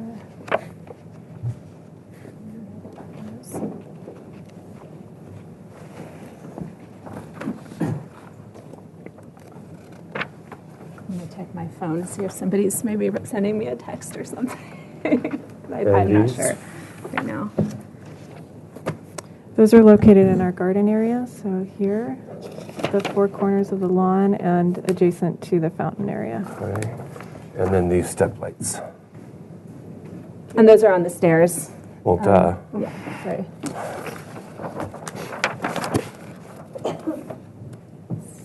So, could have been like S3 right here, showing them at the entrance of that stair. Okay, and are they mounted on the wall or on the face of the they're step? wall mounted.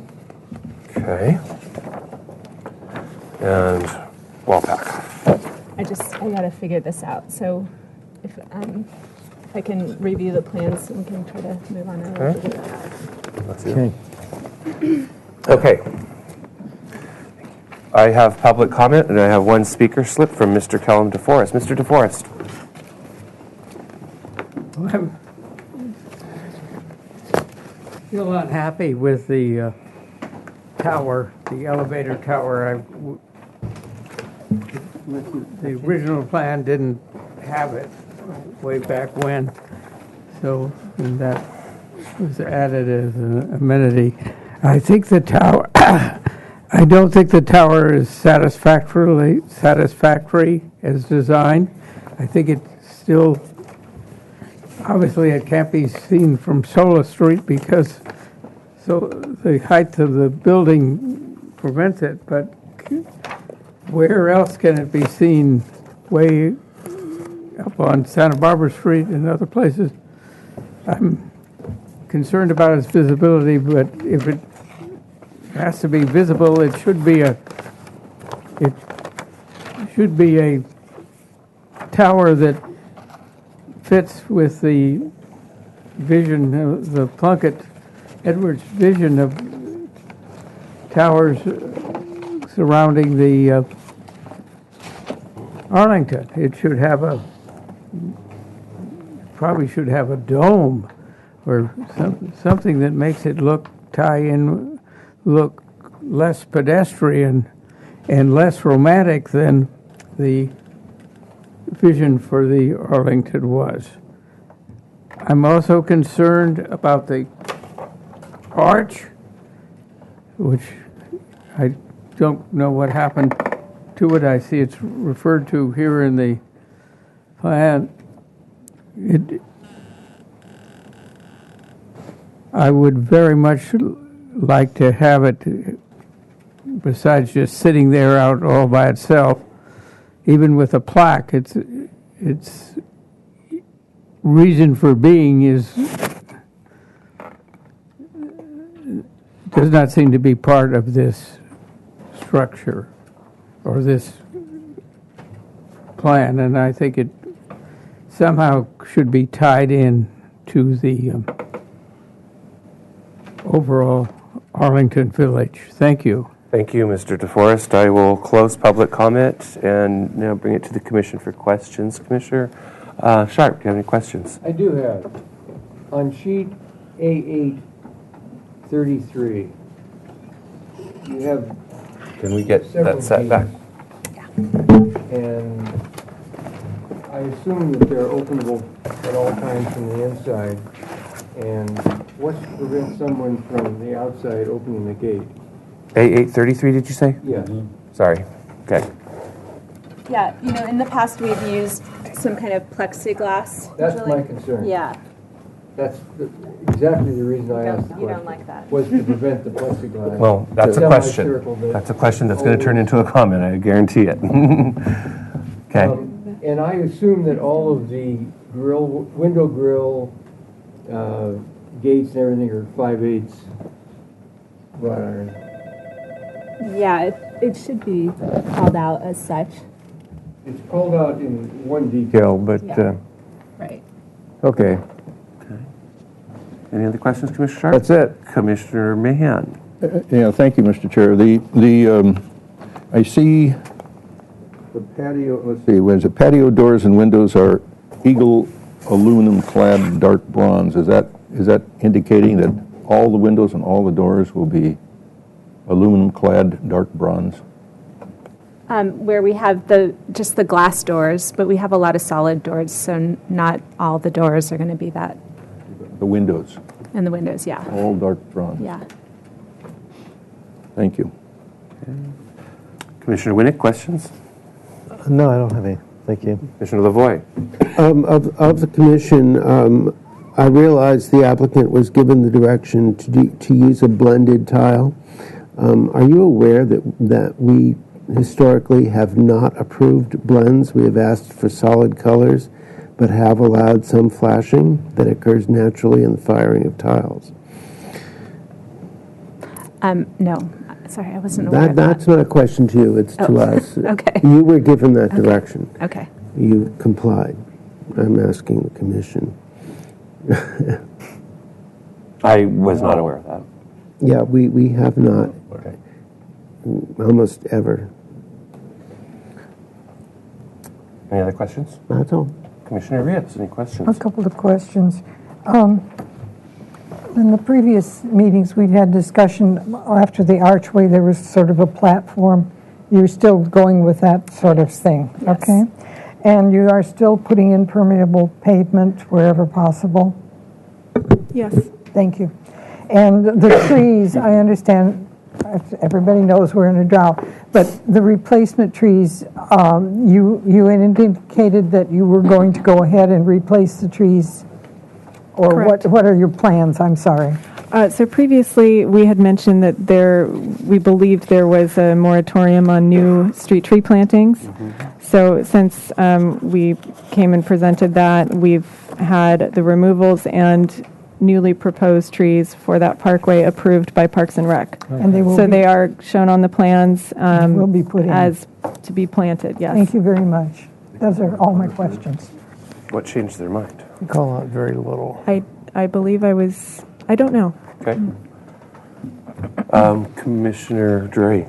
Could you just refresh my memory where the bus stop is, what corner? Yeah, sure. It's on Solis Street, halfway and it's just along. past our new driveway to Solis Street.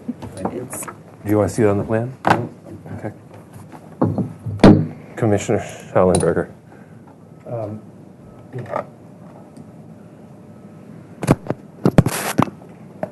TikTok? Excuse me. Is the building going to be painted? No, that's an integral plaster color. What is the finish of the plaster itself? It's going to be smooth troweled, steel troweled smooth. Did you get a chance to see that? We didn't. I didn't. That's the sample. Yeah. Yes. That's the only question. Okay. Commissioner Sharp, let's start with your comment. Oh, wait, I'm sorry, I had a question. I always forget. The eased edge on the paver, is that available without the chamfered edge? Yes. Specifically on the, I'm sorry to interrupt, but specifically on the grinded one. Yes, currently our detail calls for the standard, which is what you're looking at for the field, and a no chamfer for the band. Can you explain the reasoning behind no chamfer for the band, but chamfer for this? I prefer a cleaner look for a band without the chamfer, whereas the field, I think it's appropriate from a design perspective. Okay. I have one more question. Yeah, go ahead. Did we get a color on the ironwork? I thought It's on the color board, and it's just black. Here it is. Black. Yeah. Not on the color board. But It's listed under right here. Let's see, where do I have it? Metalwork, railings, black wrought iron. Okay. Thank you. Another question for Ms. Miller. Which out of these do you prefer? Okay. This, but with different color for the solid. Yeah, but with a solid blue Yes. on that. Okay. All right. So can I ask a follow-up question? Yeah. What solid color would you prefer? Given that I just saw these for the first time today, I'm not sure yet. Okay. But it would be one of the colors that we have within the deco, so potentially the cream, or I don't know about dark blue for the bottom, but Okay. Maybe somewhere in between. Thanks. Okay. All right. Commissioner Sharp, comments. Okay, well, hopping back to sheet A8.33, Let's get this stuff. there are a couple of things. Obviously, we don't want to end up with a semicircle of plexiglass on each gate, and so you must do some detailing to prevent Maybe like a mesh screen or a that. perforated It has to be screen. carefully chosen. It can't just be a mesh off the Continue shelf with your somewhere. comments. Yeah. We're not here to design. I'm concerned that the window grill, of which there are 3, I believe, is only 5/8, and I don't really know if it returns back to the wall in each location or how it's held in place. And the handrail detail, as it abuts the wall, is a surface-mounted angle. And I think that it should be buried back into the plaster or decorative in some way. In another location, you have it flush with the plaster, and I just see that there's some conflict there. But if it's surface-mounted, it should be decorative in some fashion, not just a piece of angle iron chopped off. That's really it. Okay, thank you. Commissioner Mahan? Well, just to stay on the ironwork for a minute, black is come on. No, I'm not. Excuse me. Okay, but black is, iron, if you go over and look at the courthouse, the iron is black, but it really isn't black, it's gray. It's closer to your sweater. And I think black is too harsh, and you should look for a softer black. Maybe bronzy, because we're using a lot of that in the project. I'm going to get to that in a minute. Iron should be different from the windows and doors. It should be a soft black or a gray or something like that. The old iron was real iron. It wasn't steel, and it just wasn't. And they didn't paint it. It was just gray, dark gray. But anyway, the big picture is this. We ask you, and by the way, I think you've come a long way, and I think there's a lot of good details and a lot of really good qualities about this development, and personally I'm pleased. We ask you to to make this look like a village, and if you look at the Solis Street elevation, it definitely expresses that. Three different distinct buildings as you drive along Solis Street. 510. Yeah, it's detail A5.10. Yeah. So there, see that's very nice. But you're going to lose that quality if every window in this gigantic project is the same color, all bronze, dark bronze, and I think that, as an example, the Santa Barbara blue is a typical color for windows. If you take your color chips and you go and check the color of Santa Barbara blue on the courthouse, on the Libero Theater, and on El Paseo, they're all Santa Barbara blue, but they're all different. And it seems to me that this, to have this feel like the village that we want it to be, there should be some variation in the color of the windows. I know that on my house I have clad windows, and they're custom sage green, and it didn't cost very much to have that happen. And I think that it would be a lot better if, and the same thing with the awnings. If it's all going to be blue awnings, it's going to lose the character of different buildings being built at a different time. And in the future, for El Pueblo Viejo, people want to feel like it didn't all happen at once, that it happened at different times. So that's my general comment, that you need to work on the variety of the window colors and the awning colors and the color of the ironwork. But generally speaking, I like the project, and I like the tile. I would go, Courtney, I would go for a darker color in the bottom of the pool. You get really good reflections on the water with a dark color in there, a dark green or a dark blue. Thank you. Thank you, Commissioner Mahan. Commissioner Winnick. Well, I'll start with that. I concur. I think dark blue would be the right answer. And you've already got it in the palette, so I think it's easy. And I agree that it's better than the multicolored proposal for that larger field. I also, staying on landscape, I'm going to pick on one of the questions that our chair spoke about.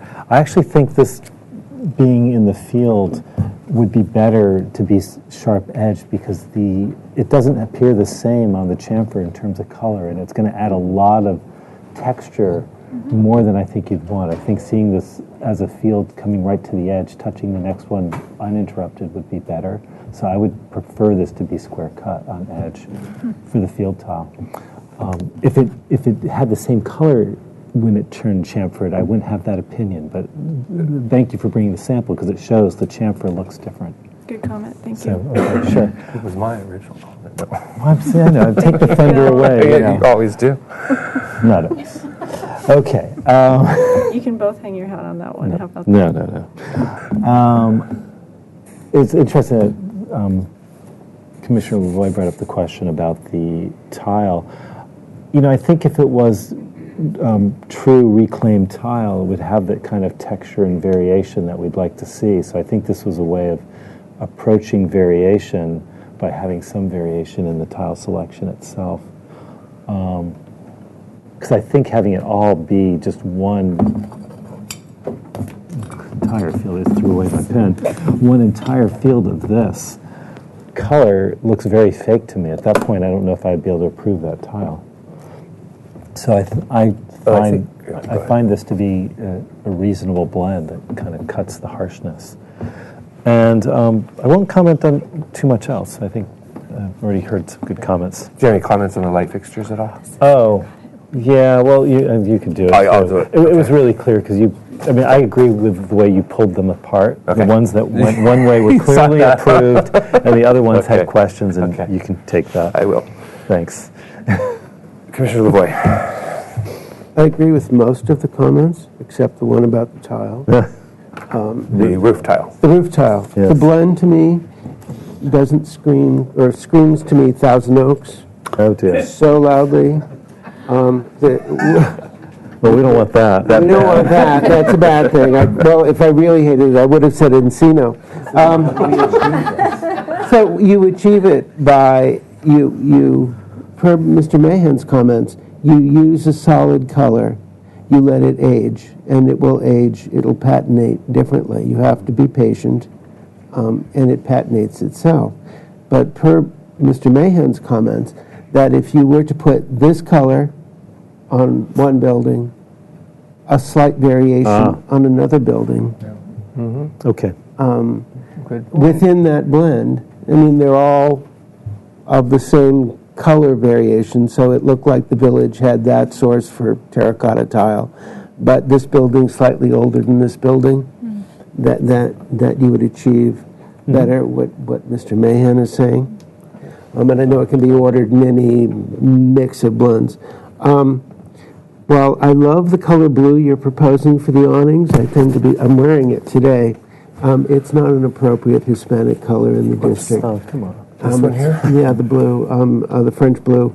It's a very contemporary color. It's too gray. I love the color, but it's not appropriate in the district. It needs to be a true cobalt blue or another color entirely. And same with and particularly the stripe. Yeah, that they wouldn't have done. Actually, those were quite often done in leathers, I remember. The original ones in the courthouse, I thought, were red leather. Were they not? Curtains? Yeah. Courthouse? Not canvas? They were the canvas? Original ones? Yeah. Oh, okay. And the tile blue for the fountain, again, if it's going to be blue, it needs to be a traditional cobalt blue and not the turquoise, which is again a lovely color, but not the right color. White if you don't want it dark, or the off-white cream color would work. But I agree that I prefer that as a solid color and let the accent color be the accent color. I'm not going to say one more thing about the tower. I'm disappointed that the windows weren't arched. It seems strange to me to have an arch and then 6 inches behind it have a lintel.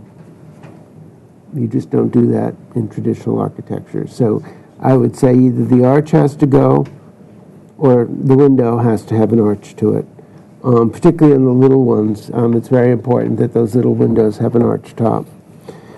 The ones Sorry, I'm not sure which ones you're talking about. The ones that replace the Palladian window. The ones are. It's on the other elevation. That is windowed.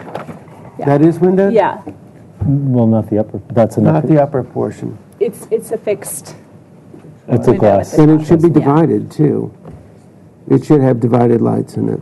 Okay. Because it doesn't look like a window to me. As should the arched windows. Of the light fixtures. You got them? Oh, God. First of all, where is this occurring? Yeah. That occurs, I think that's fixture S4 on the electrical plan.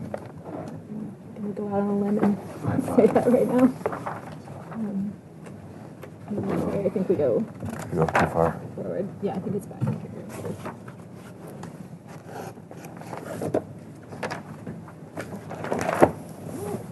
So S4,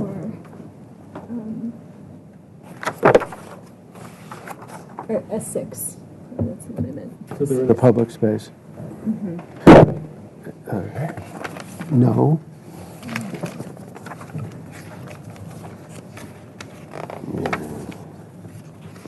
No to the bollard.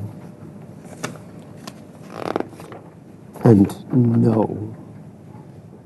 There's nothing traditional at all about that. And you're okay with this? That's okay. That's okay. I would actually ask for a better selection on this one. Well, okay, I'll finish. Okay. I'll finish it up. That concludes my comments. Which one? Okay, Commissioner Reyes, any comments? I think I concur with the awning and making it more of a village as much as possible, I think is important. And I also don't like the light fixtures. I'm sorry, but I've seen, I don't think they fit. That's my comments. Thank you. Commissioner Drury? Yeah, if Commissioner Lavoie is suggesting that the base of the pool be cobalt blue, that was a suggestion, I would agree with that wholeheartedly. I think it would set off the other colors much better than a medium value. And I don't know how far along we are with the bus stop, but it seems at the drawing that we've been shown, it seemed very heavy-handed, and I think it should be as unobtrusive as possible. And I concur with Mr. DeForest about the sort of the orphaned arch at the corner of Sola and Chapala. I wish that there had been a way to incorporate it somehow with a low wall, with I don't know, I'm not an architect, but it seems to me that any attention that can be lavished on that particular place is the only historical, except for the few remaining trees, it's the only thing left of, if there's any value in commemorating the old hotel, then that's clearly beyond a plaque. And I have it sitting out there all by itself, but that horse may be out of the barn. I would hope that something could be done that would somehow bring it into some sort of, let the arms of the project reach out a little bit and incorporate that. I think let me put my reading glasses on as I can't read my own writing. I concur with the comment on the curtains. I think it's a lovely color, but it's not appropriate. As far as the lighting fixtures go, the ones that I've seen, the ones that were proposed seem fine to me, but the bollards are not acceptable. Thank you. Okay, Commissioner Schallenberger, anything? Oh, the one more thing. Yep. I'm sorry. That I agree with Commissioner Mahan about the value of the colors of the wrought iron. It needs to be not a shiny black. It needs to be a Payne's gray, probably darker than your sweater. And flat. Yeah. Thank you. Okay, Commissioner Schallenberger, anything to add? Yeah, just I actually thought you were going to be done today, so these would have been sort of points just to get on to the construction drawings, but it sounds like there's going to be another review. But when you come back, I think just to be clear on to whoever is going to actually do the work on this, I would get the smooth hard trowel into your materials schedule on the plaster, and I would even use an example building. You never know which plaster is going to do the work, if they'll understand what a hard trowel means. On the bus shelter, I agree. Since it's the first time we're seeing it, I think it needs dimensions for sure, and probably at least a side elevation and a front elevation, and some more information as far as it looks like it's canted or battered. It's on A510. I saw those cuts on the roof. They're basically cuts of the roof, but it looks like there is some dimension here that would need to be, and maybe even a radius. I don't know what the intent was of the battering. I think that's dimensioned, but maybe not. Okay. The bench seat, call out what the tile is, the 2-inch tile, just more what the height is of this thing, all of those construction details. Actually, on that note, what is the height generally to the eave? Let's open up that detail. I guess, that's it. This is referenced to here, and then these are just roof. that's not Here, on A831. That shows me this and this. Goes on conversation. 31. What age?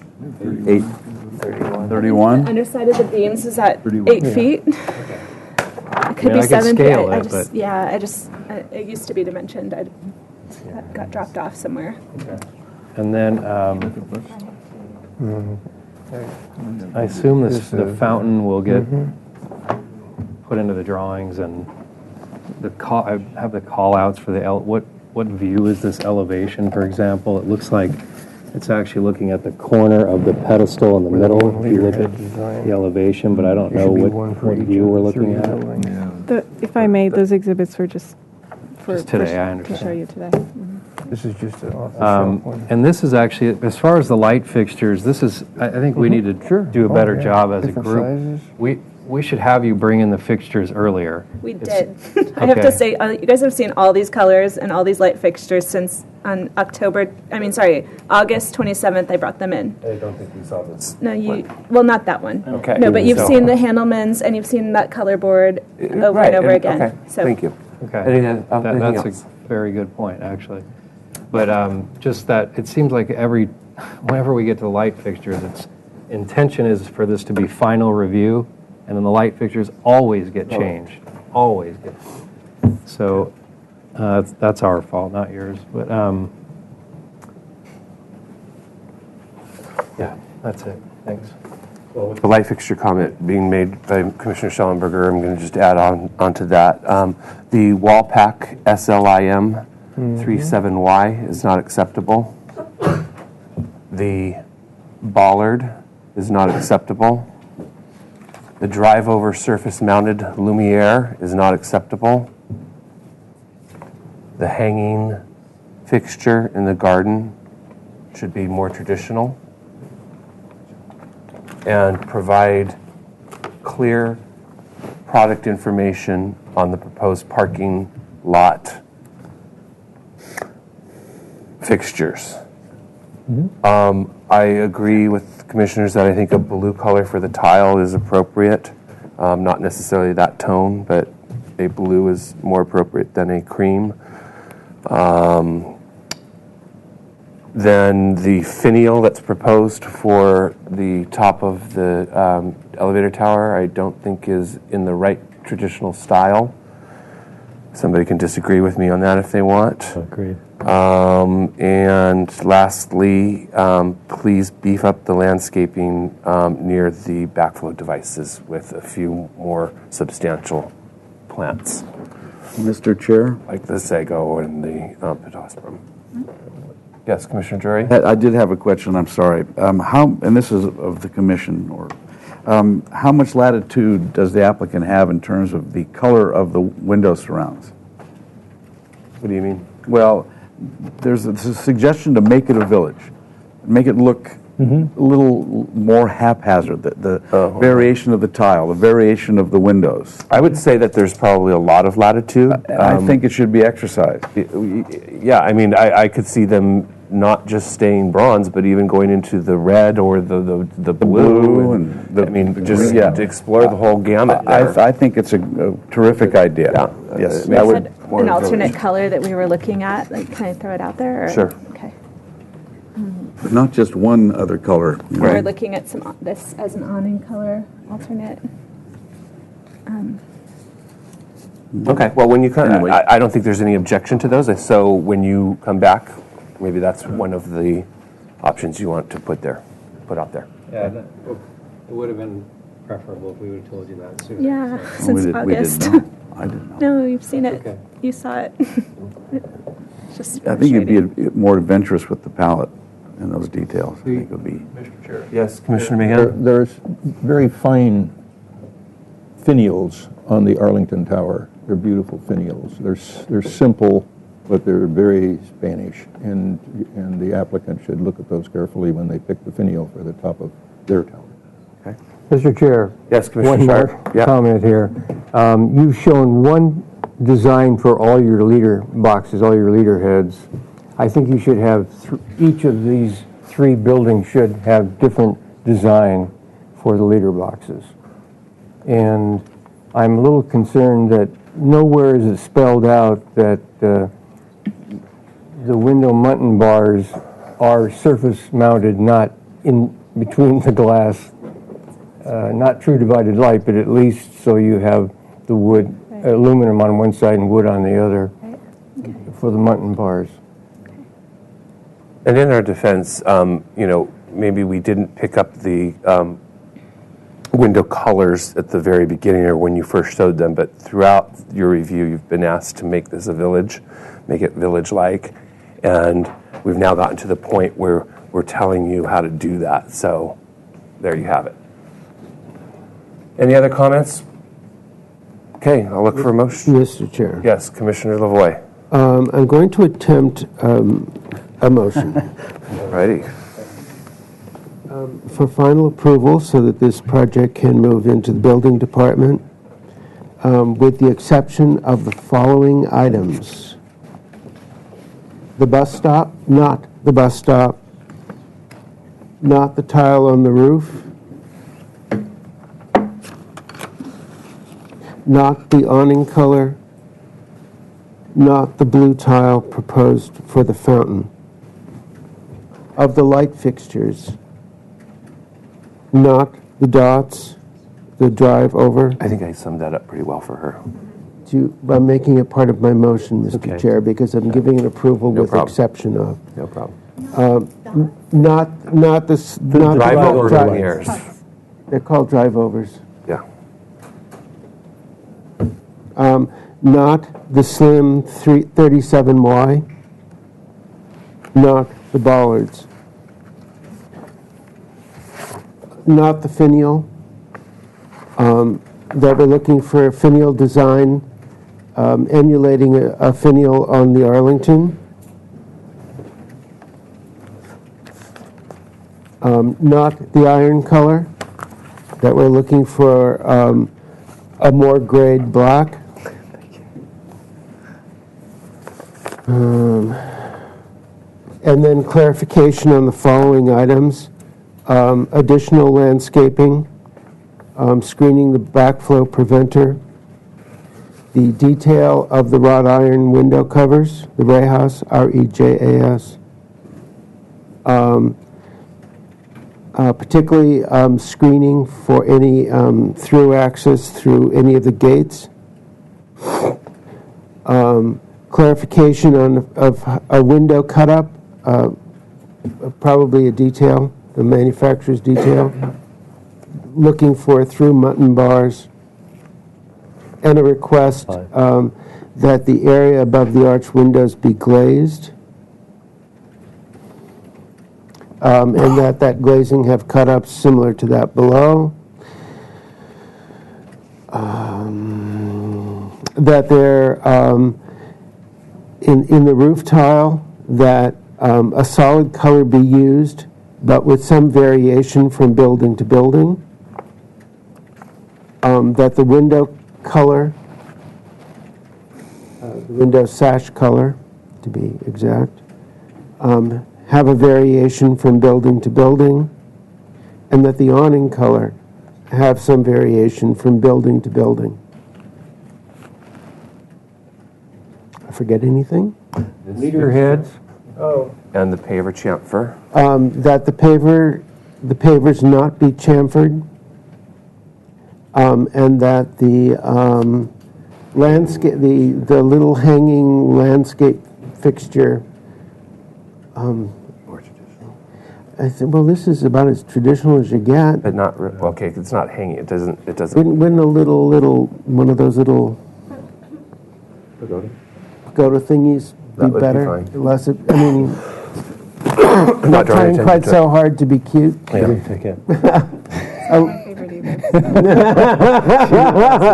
You know the one I'm talking about. That the landscape lighting not be so obvious, and a simpler design. And clear direction on the parking lot fixture.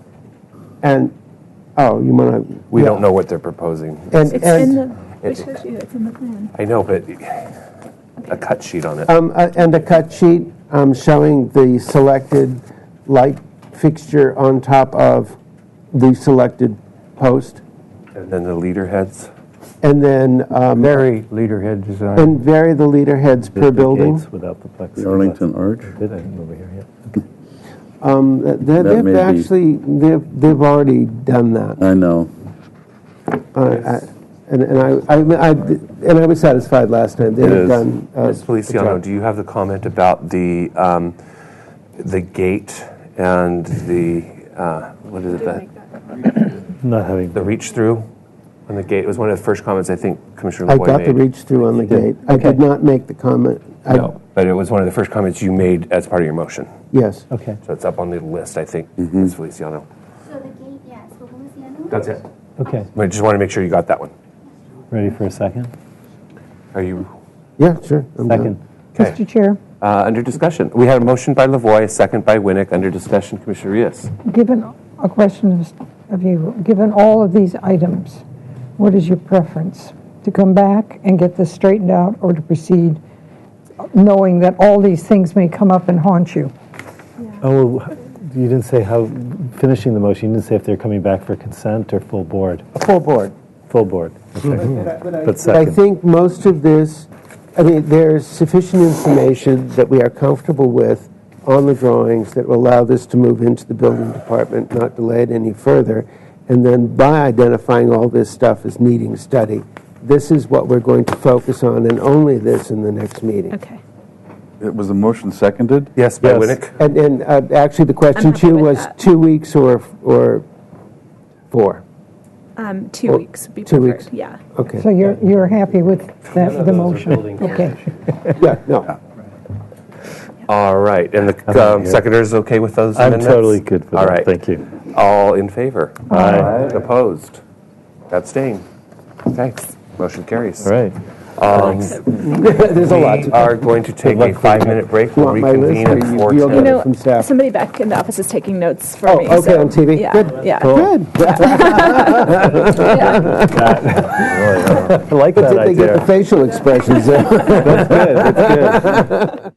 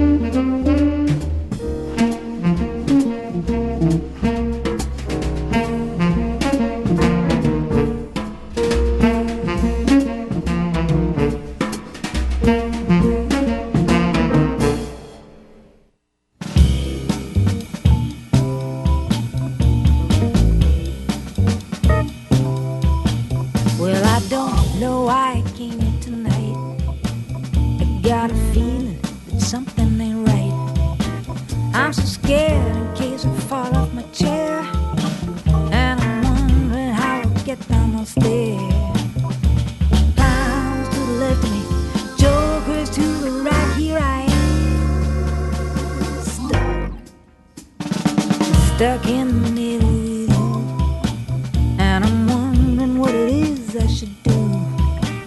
It's so hard to keep the smile from my face, losing control, I'm all over the place. Clowns to the left and jokers to the right, here I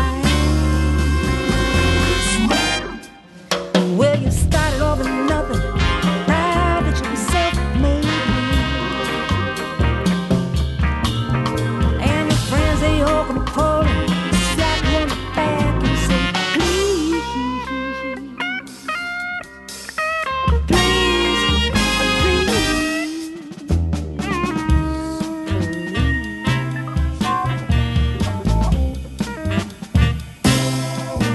well, I tried to make some sense of it all, but I can see it makes no sense at all. Is it cool to go to sleep on the floor? I don't think that I can take anymore. Clowns to the left and jokers to the right, here I am, stuck in the middle with you.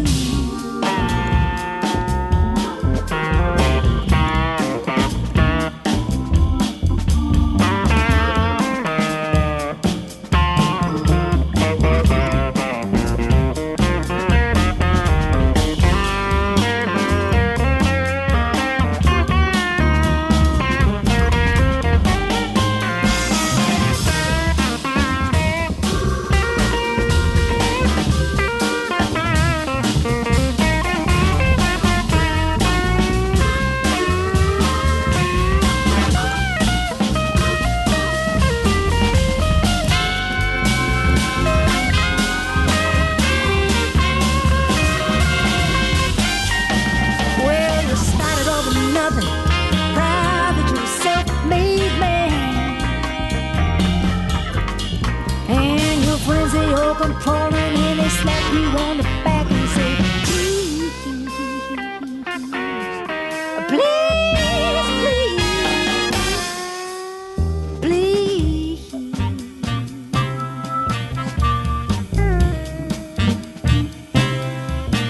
Well, I don't know why I came here tonight. Got a feeling that something ain't right.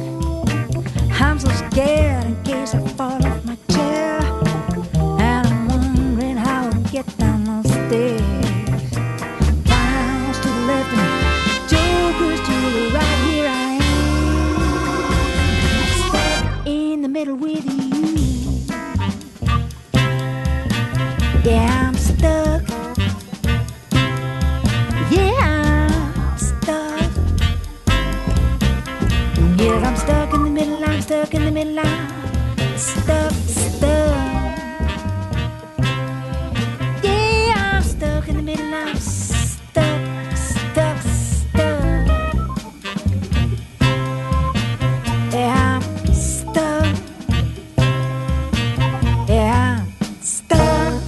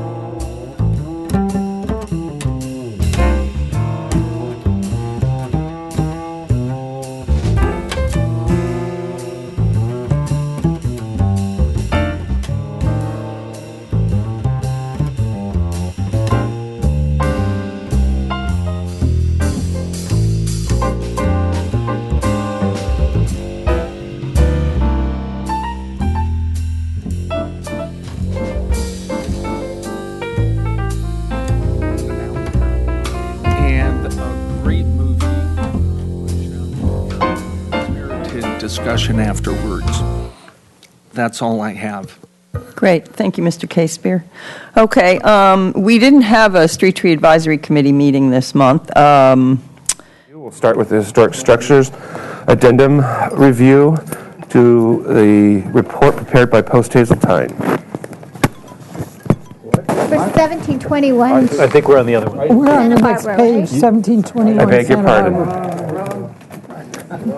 We're on item number 8, 1721 Santa Barbara Street. We This is still have review of a Phase 2 Historic Structures Report prepared by Ronald Nye and concept review. Environmental assessment is required, so comments only. We'll start with the HSSR, the Historic Structures Review. I'm Ronald Nye. Thank you, historian. And I don't know if you want the others to introduce themselves. Jose Luis Esparza, architect. Karen Phillips, owner. Welcome. Ms. Hernandez, please. Yes, this is a exciting project because it's a house that has needed a rear wall for a long time and has been on our radar, and it's a beautiful landmark eligible house. And we would Not better. we would like, I just wanted to say that when we reviewed the report the first time, we did recommend that they simplify the rear addition. It had more ornate Queen Anne elements that looked like a Queen Anne stuck on a Queen Anne. So the version you see today is in response to staff comments, the more simplified rear elements. And this might be one, since you haven't seen the project before, that you might want to table the structures report until you review the project to make sure when you see the project in full scale that it meets, it doesn't have that we don't have to go and redo the report after design review just because you haven't seen it before. That But it does. But I did find that the report meets the CEQA guidelines as per the Secretary of Interior standards. Okay, then we'll not vote on the HSSR yet. We'll review the project. Please give us a brief presentation. Somewhere they have drawings. Here they come.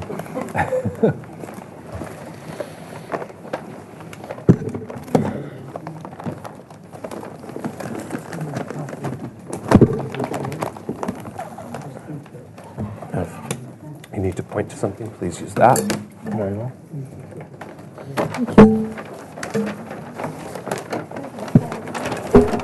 This is our site plan, and in 2005, the previous owner had gotten a permit to add about 1,800 square feet to the back of this existing building.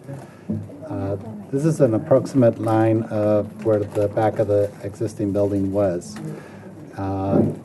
And they dug foundations to do a basement level as part of the addition, which right now we're in process of taking a grading permit to fill that in because we want to maintain the the previous historic grade at the back. And what we're proposing is to rebuild that square footage before the 2005 permit. And it's critical because some of the elements that were removed were the kitchen. And yeah, exactly. And there was a master bedroom upstairs that was removed. So that's what we're proposing to build back, in addition with a deck that goes back to the backyard. We're also proposing, right now the garage has the doors, two doors in this direction, which worked before this project went in, and they built a retaining wall here. You can see the backup space is diminished by too much. So we're proposing to move the garage doors here, maintaining the single garage door style.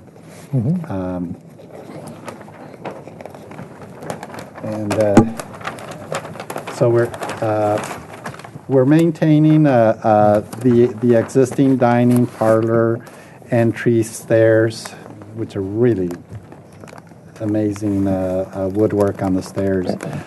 We are proposing to put a bathroom here.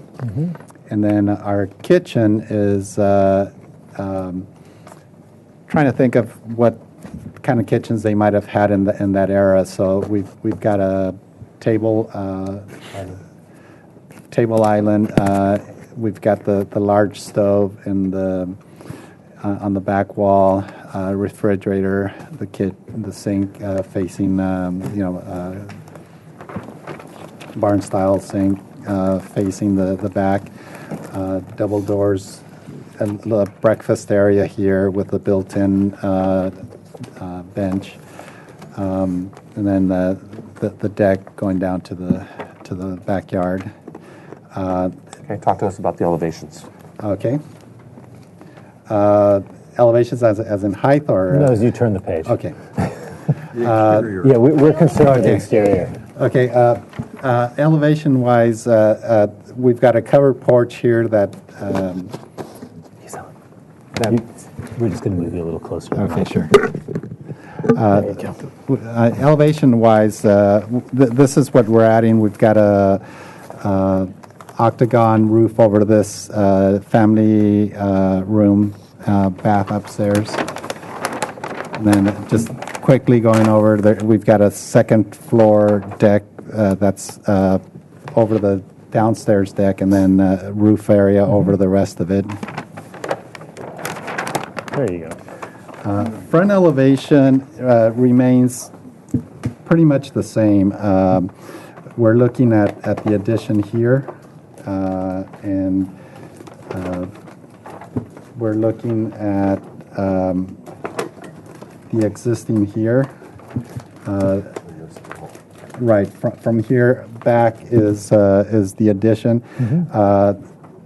We've got the side stairs going up to the family room, and the porch. And then if we go to the next page, and this is the driveway goes down here.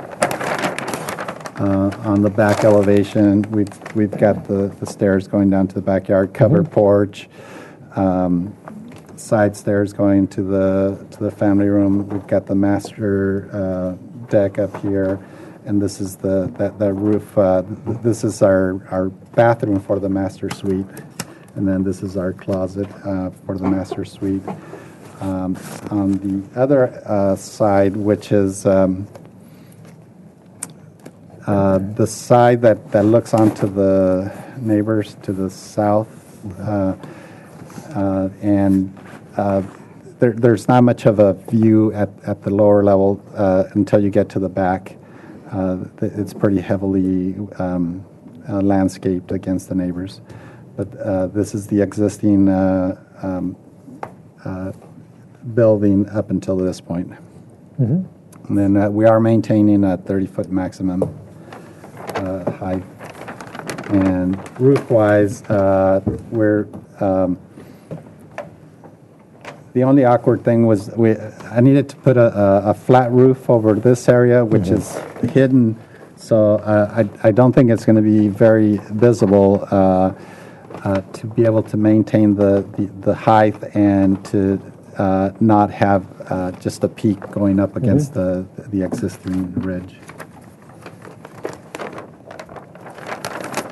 And this is the garage.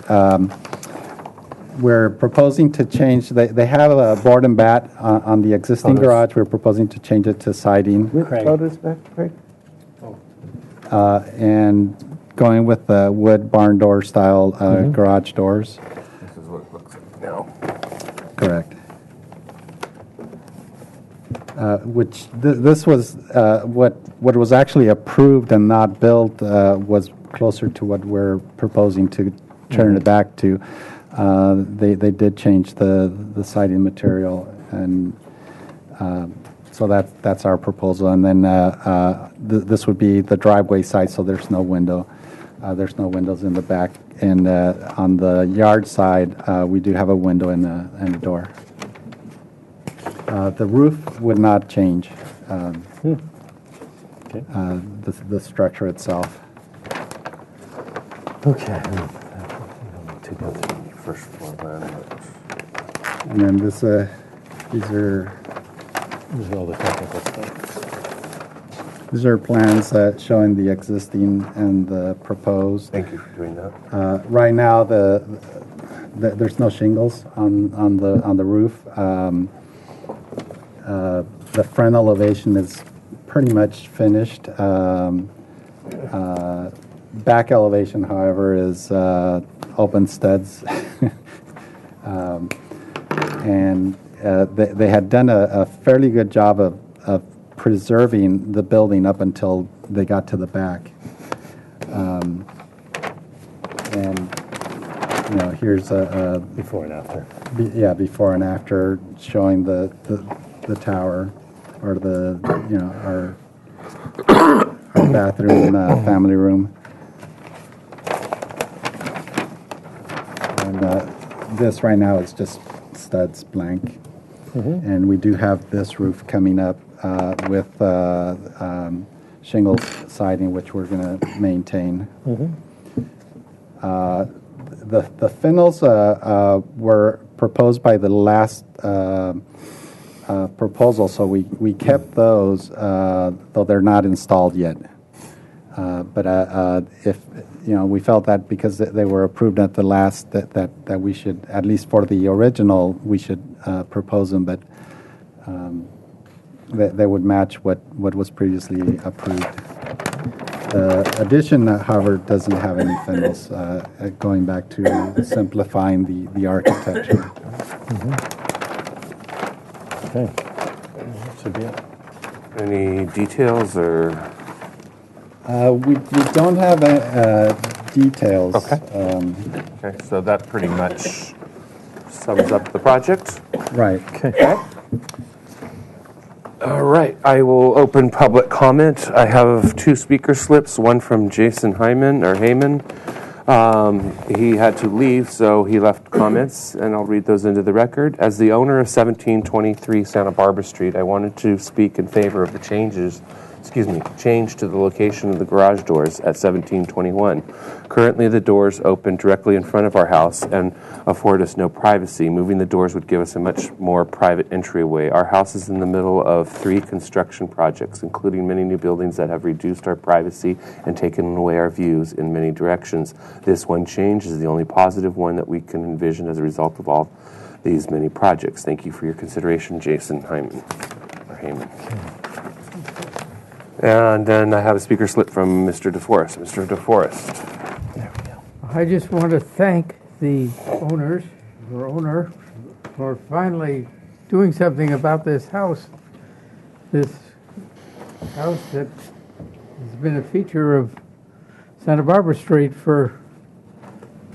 since it was built, when Santa Barbara Street was just a dirt track.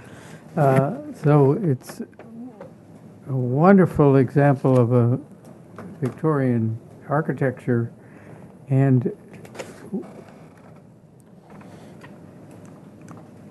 I and many others thought it was under destruction by neglect. So we're very, very pleased that it's being resurrected. I don't know whether reconstruction, I don't know whether the additions constitute reconstruction or not, but I'm very pleased, and I see by the former letter that the impact to the neighbors is being considered. So thank you very much. Okay. Thank you, Mr. DeForest. I'll close public comment and go to questions from the commission. Commissioner Sharp, you have any questions? No questions. Mahan? Yes, Mr. Chair. I was curious why there's stairs up into the family room on the side when they're also, the family room opens up on the deck and there's stairs off of the deck. Historically, there is a set of stairs that are just on the site, not connected to the building. And we felt that there would have been a side entrance so that when somebody pulls up in their car, they can get the groceries and go in the house. So, all right. Functionally, it would work without them, but I Because think they're there now. yes, and I think in some of the photos they may appear they're just off to the. Okay. to My the side. second question is, have you done any analysis of what the original colors were? Or are these the original colors?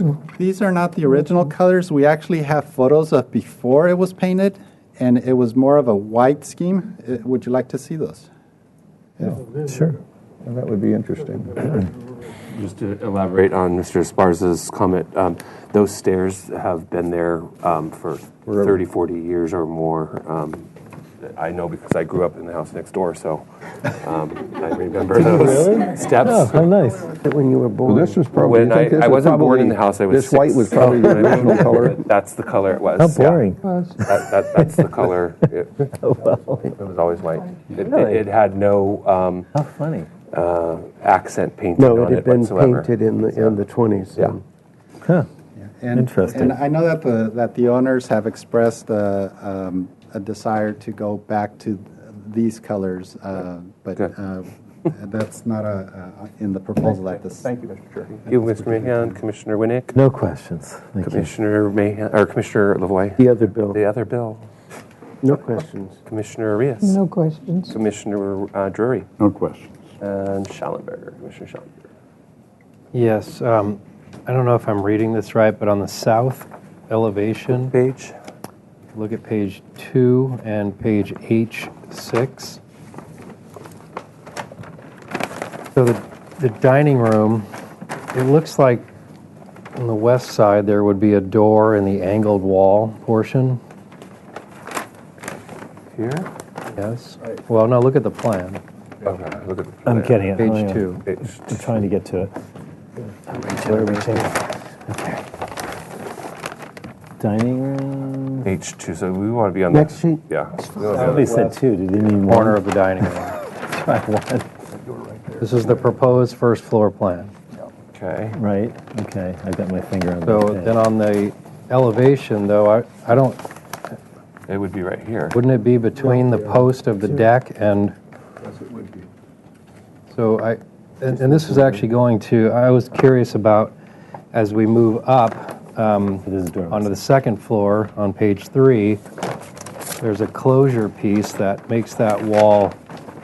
Removes the angle of that wall, and that's expressed in the elevation. But I just wondered if that was the intent, of the original architecture. Should that wall continue without? I don't know. Just in the existing south elevation, it seems to have a rhythm that looks a little nicer. But I just wasn't clear what why close it off and have that triangular void there in the house. I think I did that so that you wouldn't have a really hidden corner. In an exterior corner like that? Uh-huh. Yes, I mean, we could leave it that way, but it becomes a little place for things to get caught up in. Bird nest, yeah. Yeah. Things to live in. Just curious. I wondered, just historically, I wondered what the architecture wanted to be. Well, Thank you. Okay. Any other questions? Comments? Commissioner Sharp, any comments? First of all, I would like to thank the architect for doing an elevation of the present and then directly below lining it up so we can immediately see the changes. That rarely happens, and I really appreciate that. It's so clear, I don't have any questions or comments. Okay. Staff made that happen, so thank you. Thank you, Nicole. Thank you, I'm telling Nicole. everyone to do it now. It does make Thank it easier for your review. Commissioner Mahan. Yeah, you have the pointer there? Yes, I do. How long do you want? What page do you want to be on? I don't know. I follow up on Commissioner Schellenberger's comments about this. There's a soffit there, right? Because this goes back at an angle and this goes back at an angle, so there's a soffit there. And I think you should keep that Great. If you can possibly figure out how to continue to express that, I think that should be preserved. And of course, this door is in the wrong place. It should be right there so that there's a symmetry here, and that's where the door really is. It's not there. There's a window there. And There's a window there. On the roof plan, you show some kind of a cricket or something up in here. I couldn't quite figure out how it worked, but it looked to me like it was much bigger than it would have to be. It could be a smaller cricket.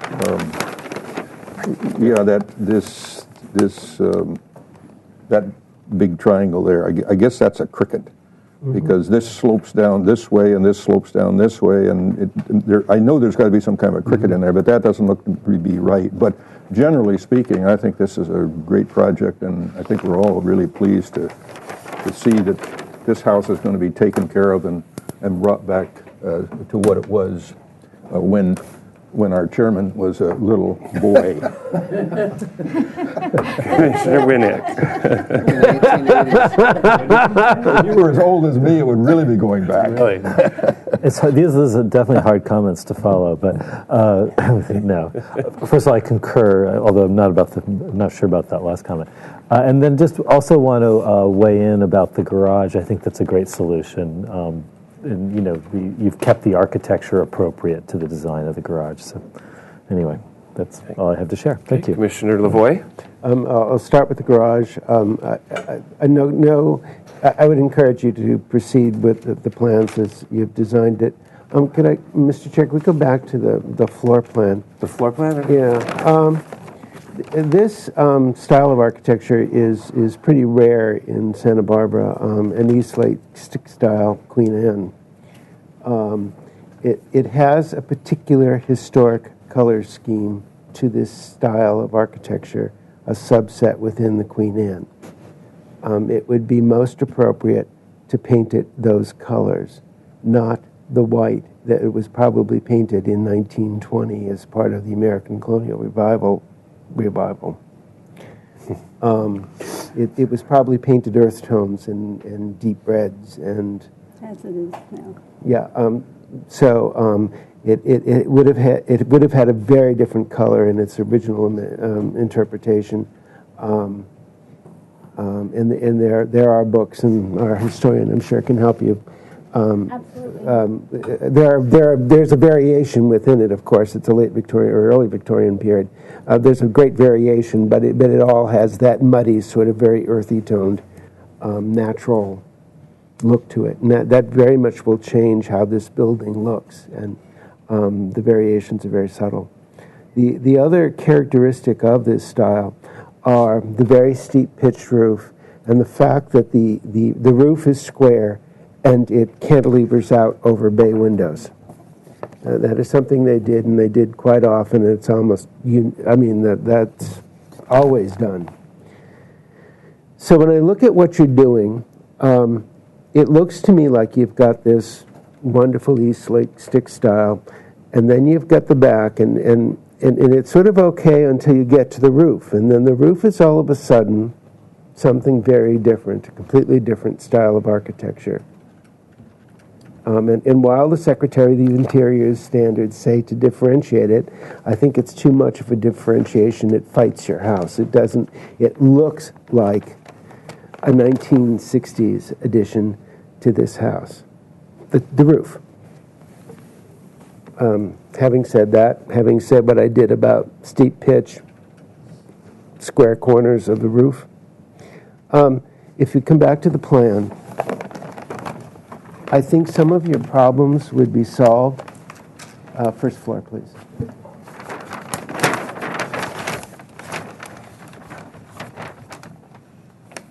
And I think the square footage addition to what you're proposing is very much appropriate, and the uses that no problem at all with that. But a lot of your problems would be solved if this wall came off of this corner and went straight out, even if it has to go out further to accommodate your usage in here, like it does here. This is how you add on to these buildings. And if there were perhaps less angles, I mean, if this wall came straight out and then ended in a bay that stuck out further than this bay, it would be great. It would help with your roof forms. It would help how those very awkward intersections we've been talking about, particularly on the second floor, where you've got, this sort of sticking out. If this wall came out and went out further, you would, keep this element open. And if you want the deck to wrap it around without a roof over it, so that you're not having that's going to be hard to fix and hard to build, hard to flash. You do want part of your deck covered, push that out, but don't wrap it around back into the building. I think it would both make life simpler for you, but also solve some of the problems that the roof has, and definitely increase the pitch of the roof, and simplify it as much as you can in the process. Thank you. Thank you, Commissioner Lavoie. Commissioner Rios? Well, I guess I'm going to date myself because I knew Byron Abraham. I was in the house many times and with Edwin Gladhill and Elmer Whitaker and some of the people in this area. And I watched the house deteriorate, and I can't tell you how sad I was because I knew of the beautiful interior, the woodwork. It's incredible, isn't it? Yeah. And so I'm so grateful for what you're doing, and I just wish you all the best. Well, thank you. I would like to comment that despite the fact that the back was cut off and been nothing but a tarp for many years, the previous owner preserved everything inside. The old gas lamps are there. Oh, wow. He actually had his heart in the right place. Something else happened. But outside of some damage to the floors where it was, it's perfect. That house it's had not deteriorating. That house had the original one of the first. If you speak the microphone. That house had one of the first pianos in Santa Barbara there. You got to talk right into And when Byron died, I have a mirror in my dining room that hung in that house. Well, you shouldn't have said that.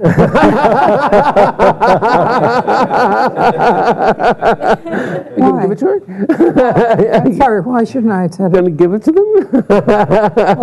Furniture.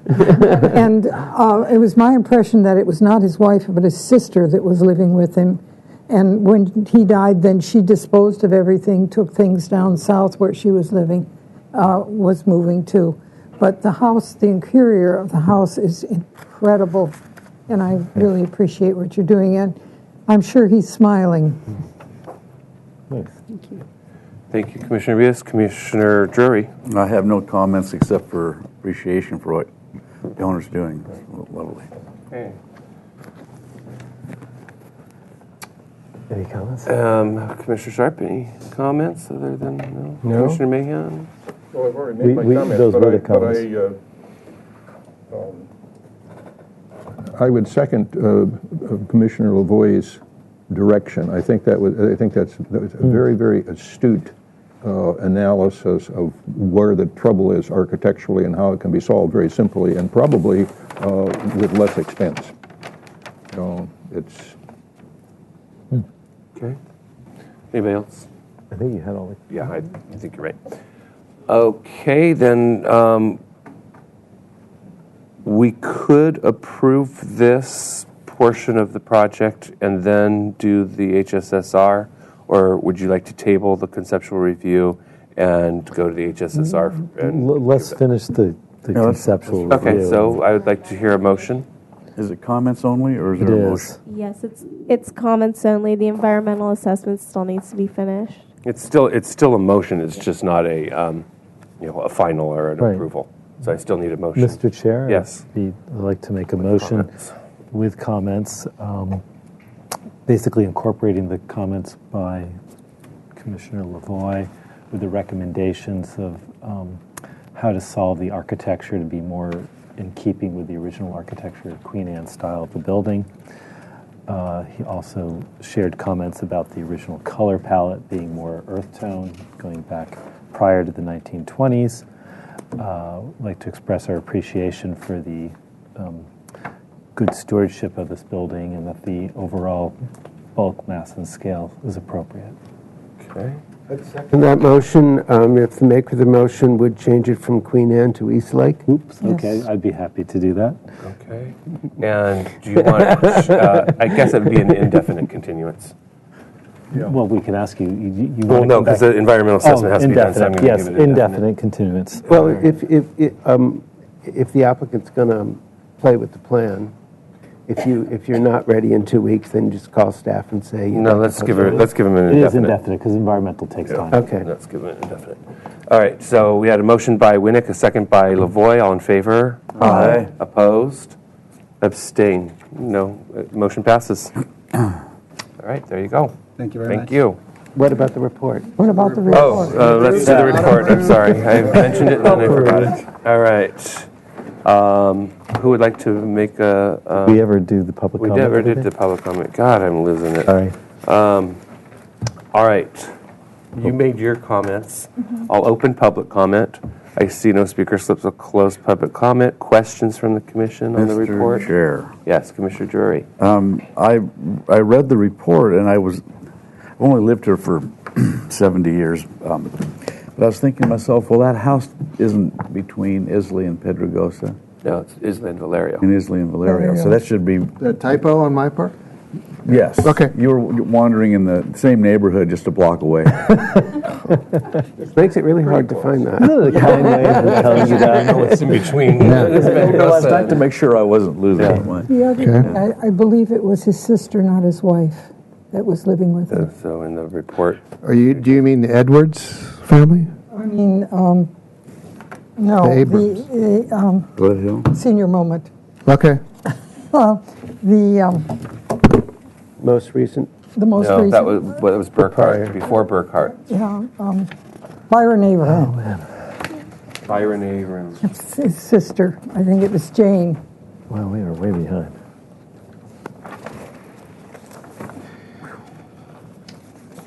Okay, well, you can pick that up, I think.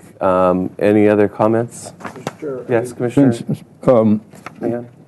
Yes, I'm curious as to if George Edwards was the father or the uncle of William Edwards, who is the architect of the Arlington Theater, Edwards and Plunkett.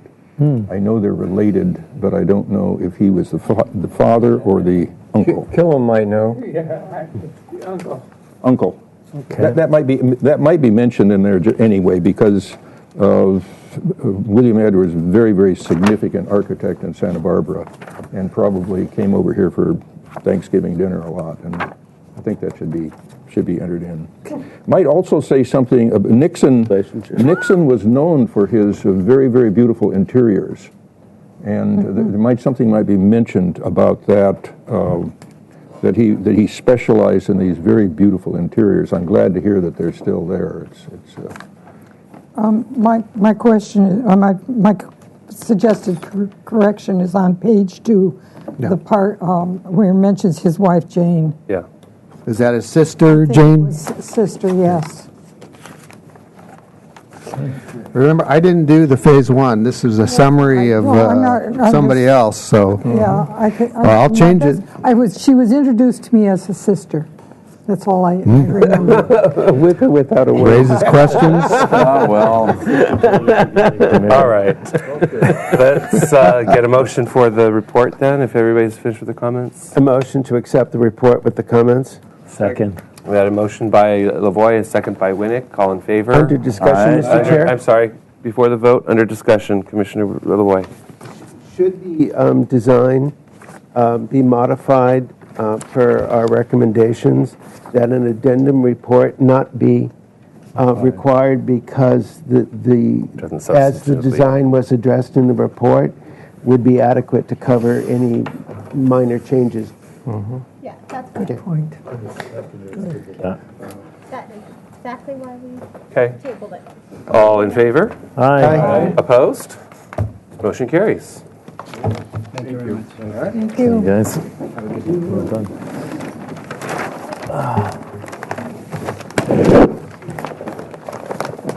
Let me take those photos. Scroll down. Oh, does he want his report? Dr. Nye, would you like this? I don't know if he wants it. You guys want us to copy the report? Okay, the next item on the agenda is 224 Los Aguayas Avenue. This is concept review continued. We also have a historic structures report for this. So let's go with the historic structures report first. Ms. Hernandez. Yes, staff does agree with the report that the proposed project will not have a negative impact on the resource, and it meets the Secretary of Interior standards for rehabilitation and CEQA guidelines. Okay, I'll open public comment. Seeing no speaker slips, I'll close public comment, bring it to the commission, unless Ms. Cole has anything to say. No, I simply want to say that this came before you before, and you approved the report, except you weren't allowed to anymore. Because this is the new policy that you approved the part of my report that met CEQA, it met the Secretary of the Interior standards, but the reason it's come back before you is because the plan was revised, and so I was directed to do the Secretary of the Interior standards on the revised plan, so that's why you're seeing this again. Okay. All right. Any questions from the commission? Anybody? I have comments. Anybody questions? Okay. Comments? Commissioner Lavoie? Yeah, Mr. Chair. Can I borrow your report? Yeah. Page 19. Okay. On page 7 of the report, there's a list of character-defining features, and I would request that Ms. Cole add the following as character-defining features of this very charming little house. The shape of the chimney. City TV, could we zoom into the bottom picture, please? Thank you. The shape of the chimney and the way it's very simply battered. The way the corner is very simply battered adds a lot of character to this house. The very shallow arch over the entry and the doors and the window that's on the main window on the front. The elongated proportion of the windows. The very simple architectural expression of the house. It has a very small cottagey scale to it, and scale. And also the little buttressing that happens at the entry canopy is really a very sweet architectural detail, unique to this house. Otherwise, I find the report adequate. Any other differing comments? Okay. Would you like to table this report and go to the concept review? Yeah. Okay. We're tabling the HSSR. We're going to now start on the second concept review. This is comments only. Project requires environmental assessment and staff hearing office review for requested zoning modifications. This project was last reviewed by the Historic Landmarks Commission on September 10th, 2014. Our comments, if you'd like me to read them, there's 3 comments. Hearing no objection, it was continued indefinitely to allow the report prepared to revise report taking into consideration of the commission comments. This has mostly to do with the report, so I should have read those. But no, nothing on the architecture because I guess we didn't review it. All right, go ahead with your, introduce yourself to the record and go ahead with your brief presentation. My name is Don Gregg with Santa Barbara Design and Build. Welcome. Michelle Thank Len, architect with Santa Barbara Design and Build. Welcome. I'd like to start off, the owner works out of town and was unable to make it. He really wanted to, but he wanted to convey to the board that we all got an education from the board on kind of the style, but he also wants to make sure that the board knows that he appreciates the house as well. He bought the house. If anybody's been out there to look at it, it's really in a state of decay, and I think most people would look at this house and think it's a complete teardown. And he just wants to make sure it's impressed upon the board that his goal from the beginning is to take what he thinks is a very special house and try to make it in the Santa Barbara style. He feels that he would like to make sure that consideration is given to the neighborhood, which has a lot of 3-story elements in that neighborhood, which has lost a lot of the great architecture, I think, that was there in that neighborhood. And again, he's trying to take this and make it a special house. So the one thing that's very important to him that was a little bit of disagreement with the board the last time was the third-story element. But I wanted to convey his concerns and his goals, and then as we go, you can see how we've taken and tried to take that third-story element that he really likes, try to minimize that, and try to have a successful joining with your comments and with this third-story element. So with that, I'll let Michelle walk through that. Thank you. Would you like me to walk through the whole project, or, okay. Well, I'll tell you what to skip. You can skip this. Okay. we have seen this before. Yeah, you're right. We did. Now I recall. We have comments. Did you want me to walk you through the site plan Just again? real Okay. briefly, please. So this is the existing site plan here, one-story residence with a small garage in the back. Please use that. Thank you. Small garage in the back and a non-conforming shed, which we will be removing. This is the proposed site plan. We're proposing to extend the garage so that it's the required 20-foot dimension inside, and it will be attaching to the main house structure, and we'll be demolishing the shed. This sheet you probably, yeah. This is the existing first floor plan and garage plan. And the proposed, we're proposing to add a small stairwell in the back and then that small addition that I mentioned. We're proposing to add a second story with a family room and a new bedroom, bathroom with a porch in front of it with a stair going up to a 130 square foot roof deck. We've reduced it, I don't know if you recall, before we had this entire, so we've reduced it to a minimal 130 square feet.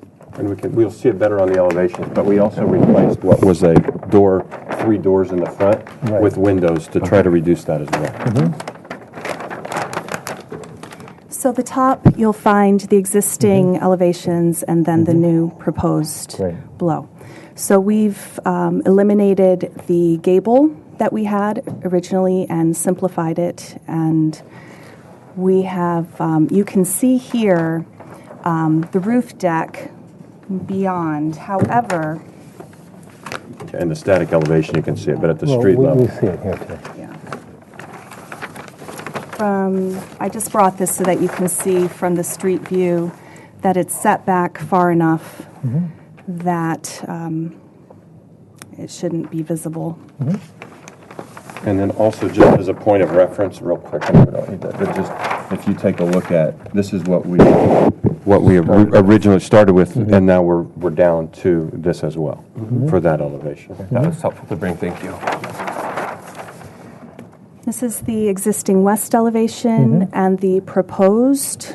We're still proposing to extend the chimney. We need the 2-foot clearance from the roof, so that's an issue, and we thought we would take advantage of that and have another fireplace on the porch. But in keeping with the existing fireplace as well that's there in the shape. And again, just a point of reference, what we originally planned and where we are today. We've reduced the number of openings on this elevation. We've also removed this heavy porch and instead are proposing to do a light metal porch with canvas top.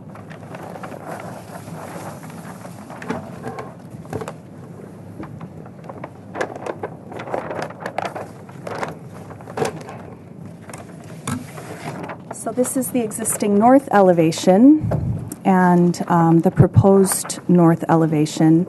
Another option, we came up with a more simplified north elevation as well, which doesn't have the gable and is just a little more simplified. So, Everybody see that? Okay. Let's just leave that here. okay.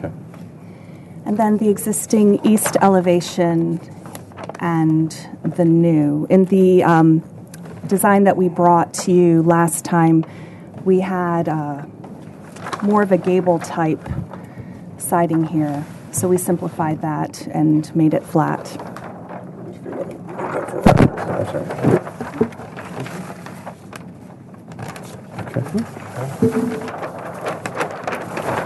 And that's fine. Okay. Does that conclude your presentation? Yes. Did you want me to go over the modifications? That Yes, okay. actually, yes. So Thank you for reminding me. we are, the modifications we're requesting are for interior setback for parking Right. in addition to the garage. Interior setback modification for the existing encroaching into the Right. eastern setback. And for a conforming addition to a legal non-conforming building. Okay. Thank you very much. Thank you. All right, I'll open public comment. Seeing no speaker slips, I'll close public comment and bring it to the commission. Commissioner Drury, you have any questions? I have no questions. Commissioner Reesnone, Commissioner Lavoie? No question. Commissioner Winnick? Just a simple one on the elevation that you changed where you omitted the heavy terracotta balcony and stuff. I'm going to look off of this one. That's fine. I was just going to ask you, and I know that you're striving to respond to the comments of the commission to get the right proportion of open surface to close. If you had the ability to have glass side lights on either side of that door, would you want that? Would Yes. that work with your plan? Yes. Okay. Thank you. Okay. Originally, we had a double door here. Yeah, I know. But the other option would be to have a door with two side lights. So I'm just asking if that would work Yes, for I you. think that would be Okay. very well welcome. Okay, thank you. Commissioner Mann? Questions? Yeah, curious as to what the indentation in the fireplace is. I see that that's an existing indentation. Why is that? I think we got a picture of it. Yes, you do. I think it's just decorative. Yeah. That's I just think it's a decorative element there. Not where the ash was taken out? No, because it's solid. It's solid, so that's why I think You're going it's to a scratch into decorative. that and find that there's tile under there or something. Maybe they ran out of money and didn't put the tile in. That's a possibility. In there, huh? Well, just a question. Okay, Commissioner Sharp? Question? We mentioned seismic and footing sizes and suggested maybe you think about that sooner than later. And I just wondered if you had. We had given great thought to that in the original design and had lined up things so it would be simplified in the building and one wall would carry another. So that's why we tried to do more of the changing on the facade for the comments instead of changing of the room dimensions because of that reason. Okay. Thank you. Okay, any other questions? Comments? Commissioner Drury? I remember this project when it first came. It seems like it's much less of a top-heavy cake. It seems much more refined and well within itself. I appreciate the work. Thank you. Commissioner I Rees, agree any with comments? Commissioner Lavoie? I agree with that. Good job, actually. The simplification of it greatly helps its impact on the resource. Just a few tweaks. One would be to replicate the step-in that happens on the existing chimney.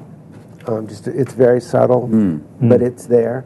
And just bring it up, and then when you're tapering in, bring it up and raise it. The tapering. Yeah, the existing chimney tapers, but there's a very subtle step in it. Okay. Right. Replicate that step as you bring it up. Okay.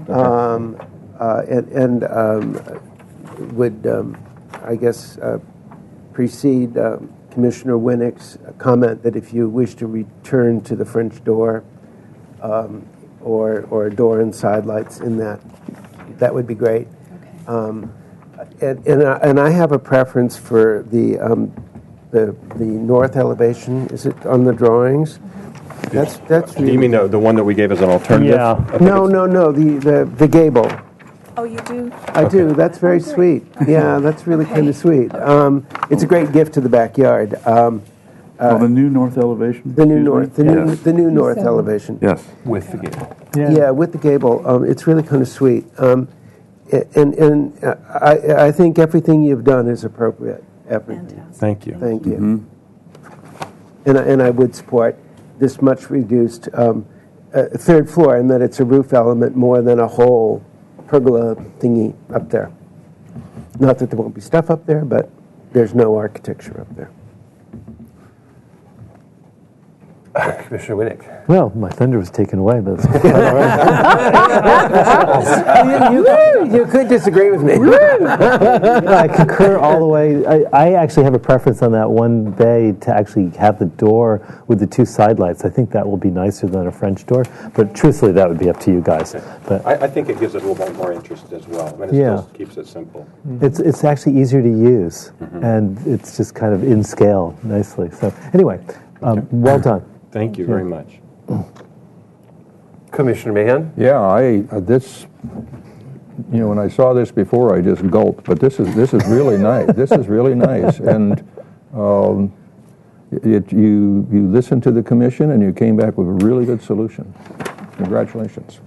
It's not Encino, huh? It's not Encino.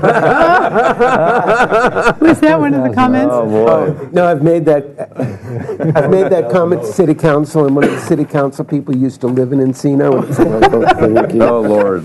Commissioner Sherman. I sort of like the old north elevation stairway to the roof rather than just roofing tile on a handrail. I thought that was, with the step is much better. You want to look at the two together? And I don't know how practical the roofing tile is on a handrail, if that's what it is. Well, there's probably a handrail On the new inside. north elevation. Yeah. This is what's being proposed, and he's not sure about So the you'd like to see practicality. this? I prefer the step handrail. Yeah, with the pots. With the pots. Yeah. Nicer. It's busier than it needs to be for this But building. though. it's more traditional, too. I agree with No, but it Commissioner doesn't Sherman. go with this building. But anyway, okay. I think the owner would prefer this detail. But It's fine. Yeah, I'd agree. It's either fine, one, yeah. but this is True, you're not our seeing it from the preference. street. Okay, is that okay? That's what I prefer. Yeah. All right. I agree. Mr. Chair. Yes, Commissioner Rios. I would say that I support the modifications. Oh, yeah. Oh, yeah.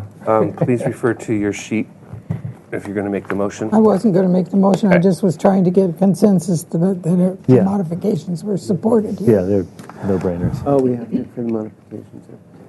Actually, this is comments only, but Yeah. and we still need to, Will it be going to the modification hearing officer? Yes. Next? So we have to make we have the to- modifications. yeah, you're right. report You're ready to comments? send it. This is the time to make comments. Yeah, Okay. then let's do it. All right, no other comments then? What color Then page is for that, staff? a motion? I don't think we have it. I'll find it for you. Mr. Here Chair, it is. I'd like to make a motion commending the applicant for undertaking the restoration of this house and for the design as presented with the few suggestions as proposed. And that includes returning the handrail to a step design, to batter the chimney, replicating the existing batter, and changing the west elevation second floor balcony door to a door and side lights. This one's easier. Okay, and supporting the requested modifications is aesthetically and historically appropriate, does not pose consistency issues with El Pueblo Viejo design guidelines nor the neighborhood preservation ordinance, is compliant with the city charter, municipal code, general consistency with design guidelines. I don't think you need to do those. Okay. Good. Okay. Second. Bill can have it. You can go with the two bills. Motion by Lavoie, second by Mahan. For, actually, it's an indefinite continuance to the modification hearing officer. With favorable comments, right? With favorable comments. And then And then the compatibility analysis? Not compatibility analysis, the modification recommendations. Thank you. Staff hearing officer. Okay. Motion by Lavoie, second by Mahan. Under discussion. All in favor? Aye. Opposed? Abstain. Motion carries. Okay. Thank you very much. Now We have to do a I think we have to do the structure report. Yes. So, do we structure have a motion for approval of the historic structures So report? moved. So approved. Second. Sorry, we have a motion by Winnick and a second by Arias. All in favor? Aye. Opposed? Abstain. Motion carries on that. Guys like copies of the report? All right, we're skipping item number you. 10. It's been postponed at the applicant's request. So we're going on to item number 11, 701 Chapala Street. This is concept review continued. I apologize for the delay. You get to take. You can take the mini. Only 10 minutes behind now. Hey, like that. Huh? Amazing how we do that. Thanks, as always, Alex. No, they get mine back. Thanks. Doesn't matter. We leave them here and they pick them up. Alex? Yeah. Do you want that? I don't need it. Oh, no, thank you. I have You have enough? a bunch. I never remember to bring it. Ask me to keep it. Isn't that funny? Doing it all the time. Thank you. Okay, please give us your name and a brief presentation. Yes, my name is Wayne Labrie, architect, and I'm really sorry that Commissioner Schellenberger left because he made some good points last time. Could you turn that microphone on, please? Oh, it's not on? It's just the big, yeah, there you go. Okay. Yeah, Wayne Labrie, architect, and this is for 701 Chapala Street. You had comments from the last meeting? I'll summarize those comments. It was continued 2 weeks with these comments. The proposed colors and landscape design are acceptable. The roof in its current configuration is not acceptable. Potential options are to either have a parapeted rectangular building matching or a hybrid combination which mimics the adjacent building with partial parapet and partial square roof. Considering adding another handicap parking space. This motion was made by Lavoie, seconded by Mahan. Drury and Suding were absent. 2 or 3. Continue. Okay. Again, Commissioner Schallenberger suggested what you've termed the hybrid solution, and we have looked at that and determined that that really is the best of both worlds in terms of minimizing the roof, the flat roof mechanical portion that would be visible from Paseo Chapala up here. We felt it's better for Paseo Chapala and the people in back to look out onto some tile and just a very small mechanical well, just enough. To bring the mechanical well over here, the entire flat roof lets a lot less light back into this space, as well as making a canyon in here that's only 8 feet wide and 12 to 16 feet tall. Again, you mentioned that colors were accepted, landscape was accepted, and the archaeological report. Another handicap space. We looked at that, but did not pursue it because of the problems with walking behind other cars and so forth. Okay. And we do meet the requirement. Okay. All right. Does that conclude your presentation? Yes. I'll open public comment. See no speaker slips. I'll close public comment to bring it to the commission for questions. Commissioner Drury, any questions? I do not. Commissioner Rios. I have a question about the handicap space, which you said that you could not run a wheelchair behind parked cars. We're not supposed to. But if your handicapped person is going to go to your restaurant at 701, they are going to be behind parked cars. That's correct, but So you're violating the law there. yes, but we're minimizing the opportunity for a problem by not putting another Well, handicap space in there.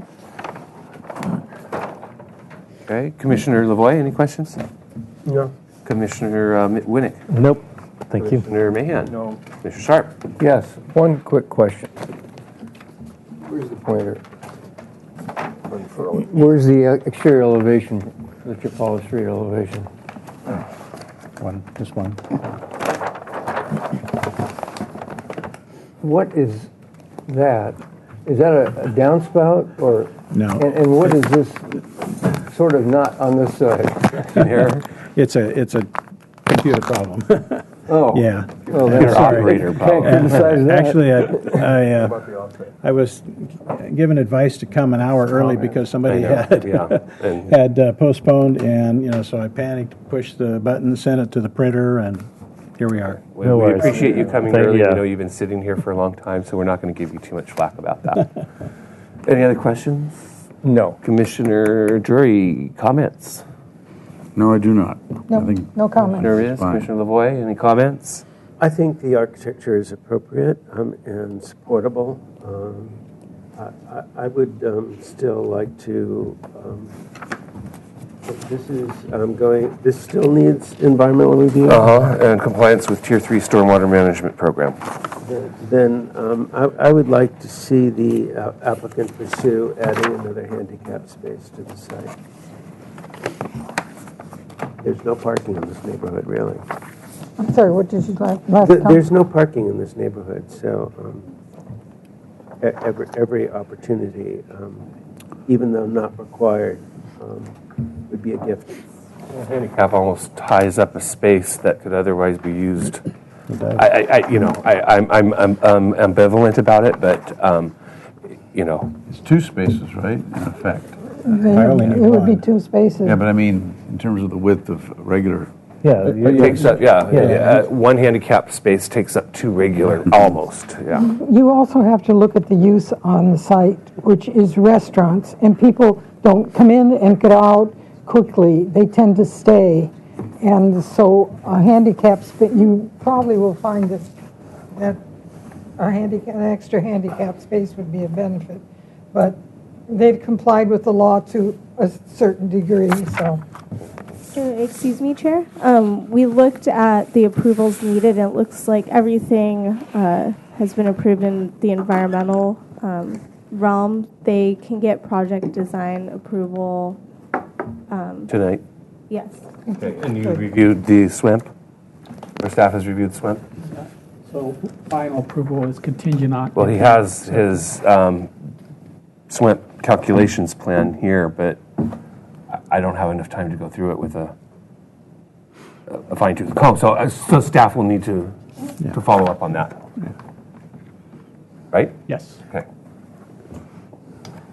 So, no other comments? Well, I'll comment. Oh, I'm sorry. Did I not go down the line? Yeah, we didn't come I to didn't the go down. side. But I also have a question for staff.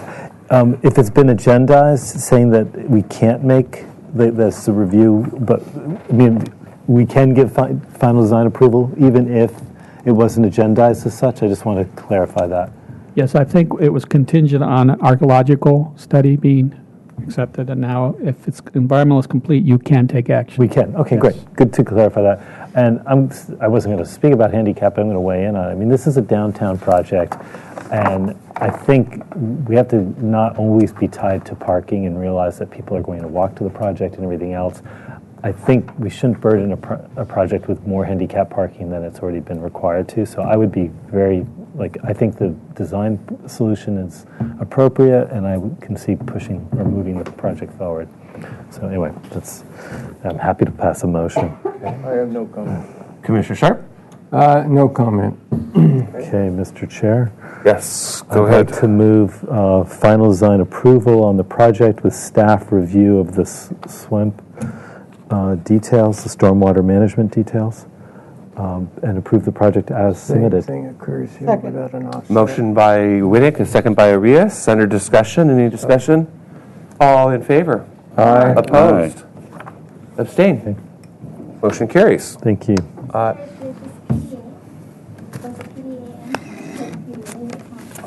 I said final, so it's PDA. I forgot to say PDA. So, but yeah. Okay, And PDA and final.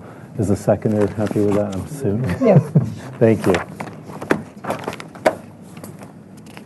Okay, anything else, staff? Subject to the staff reviewing the Tier 3. Right? Meeting adjourned. Great.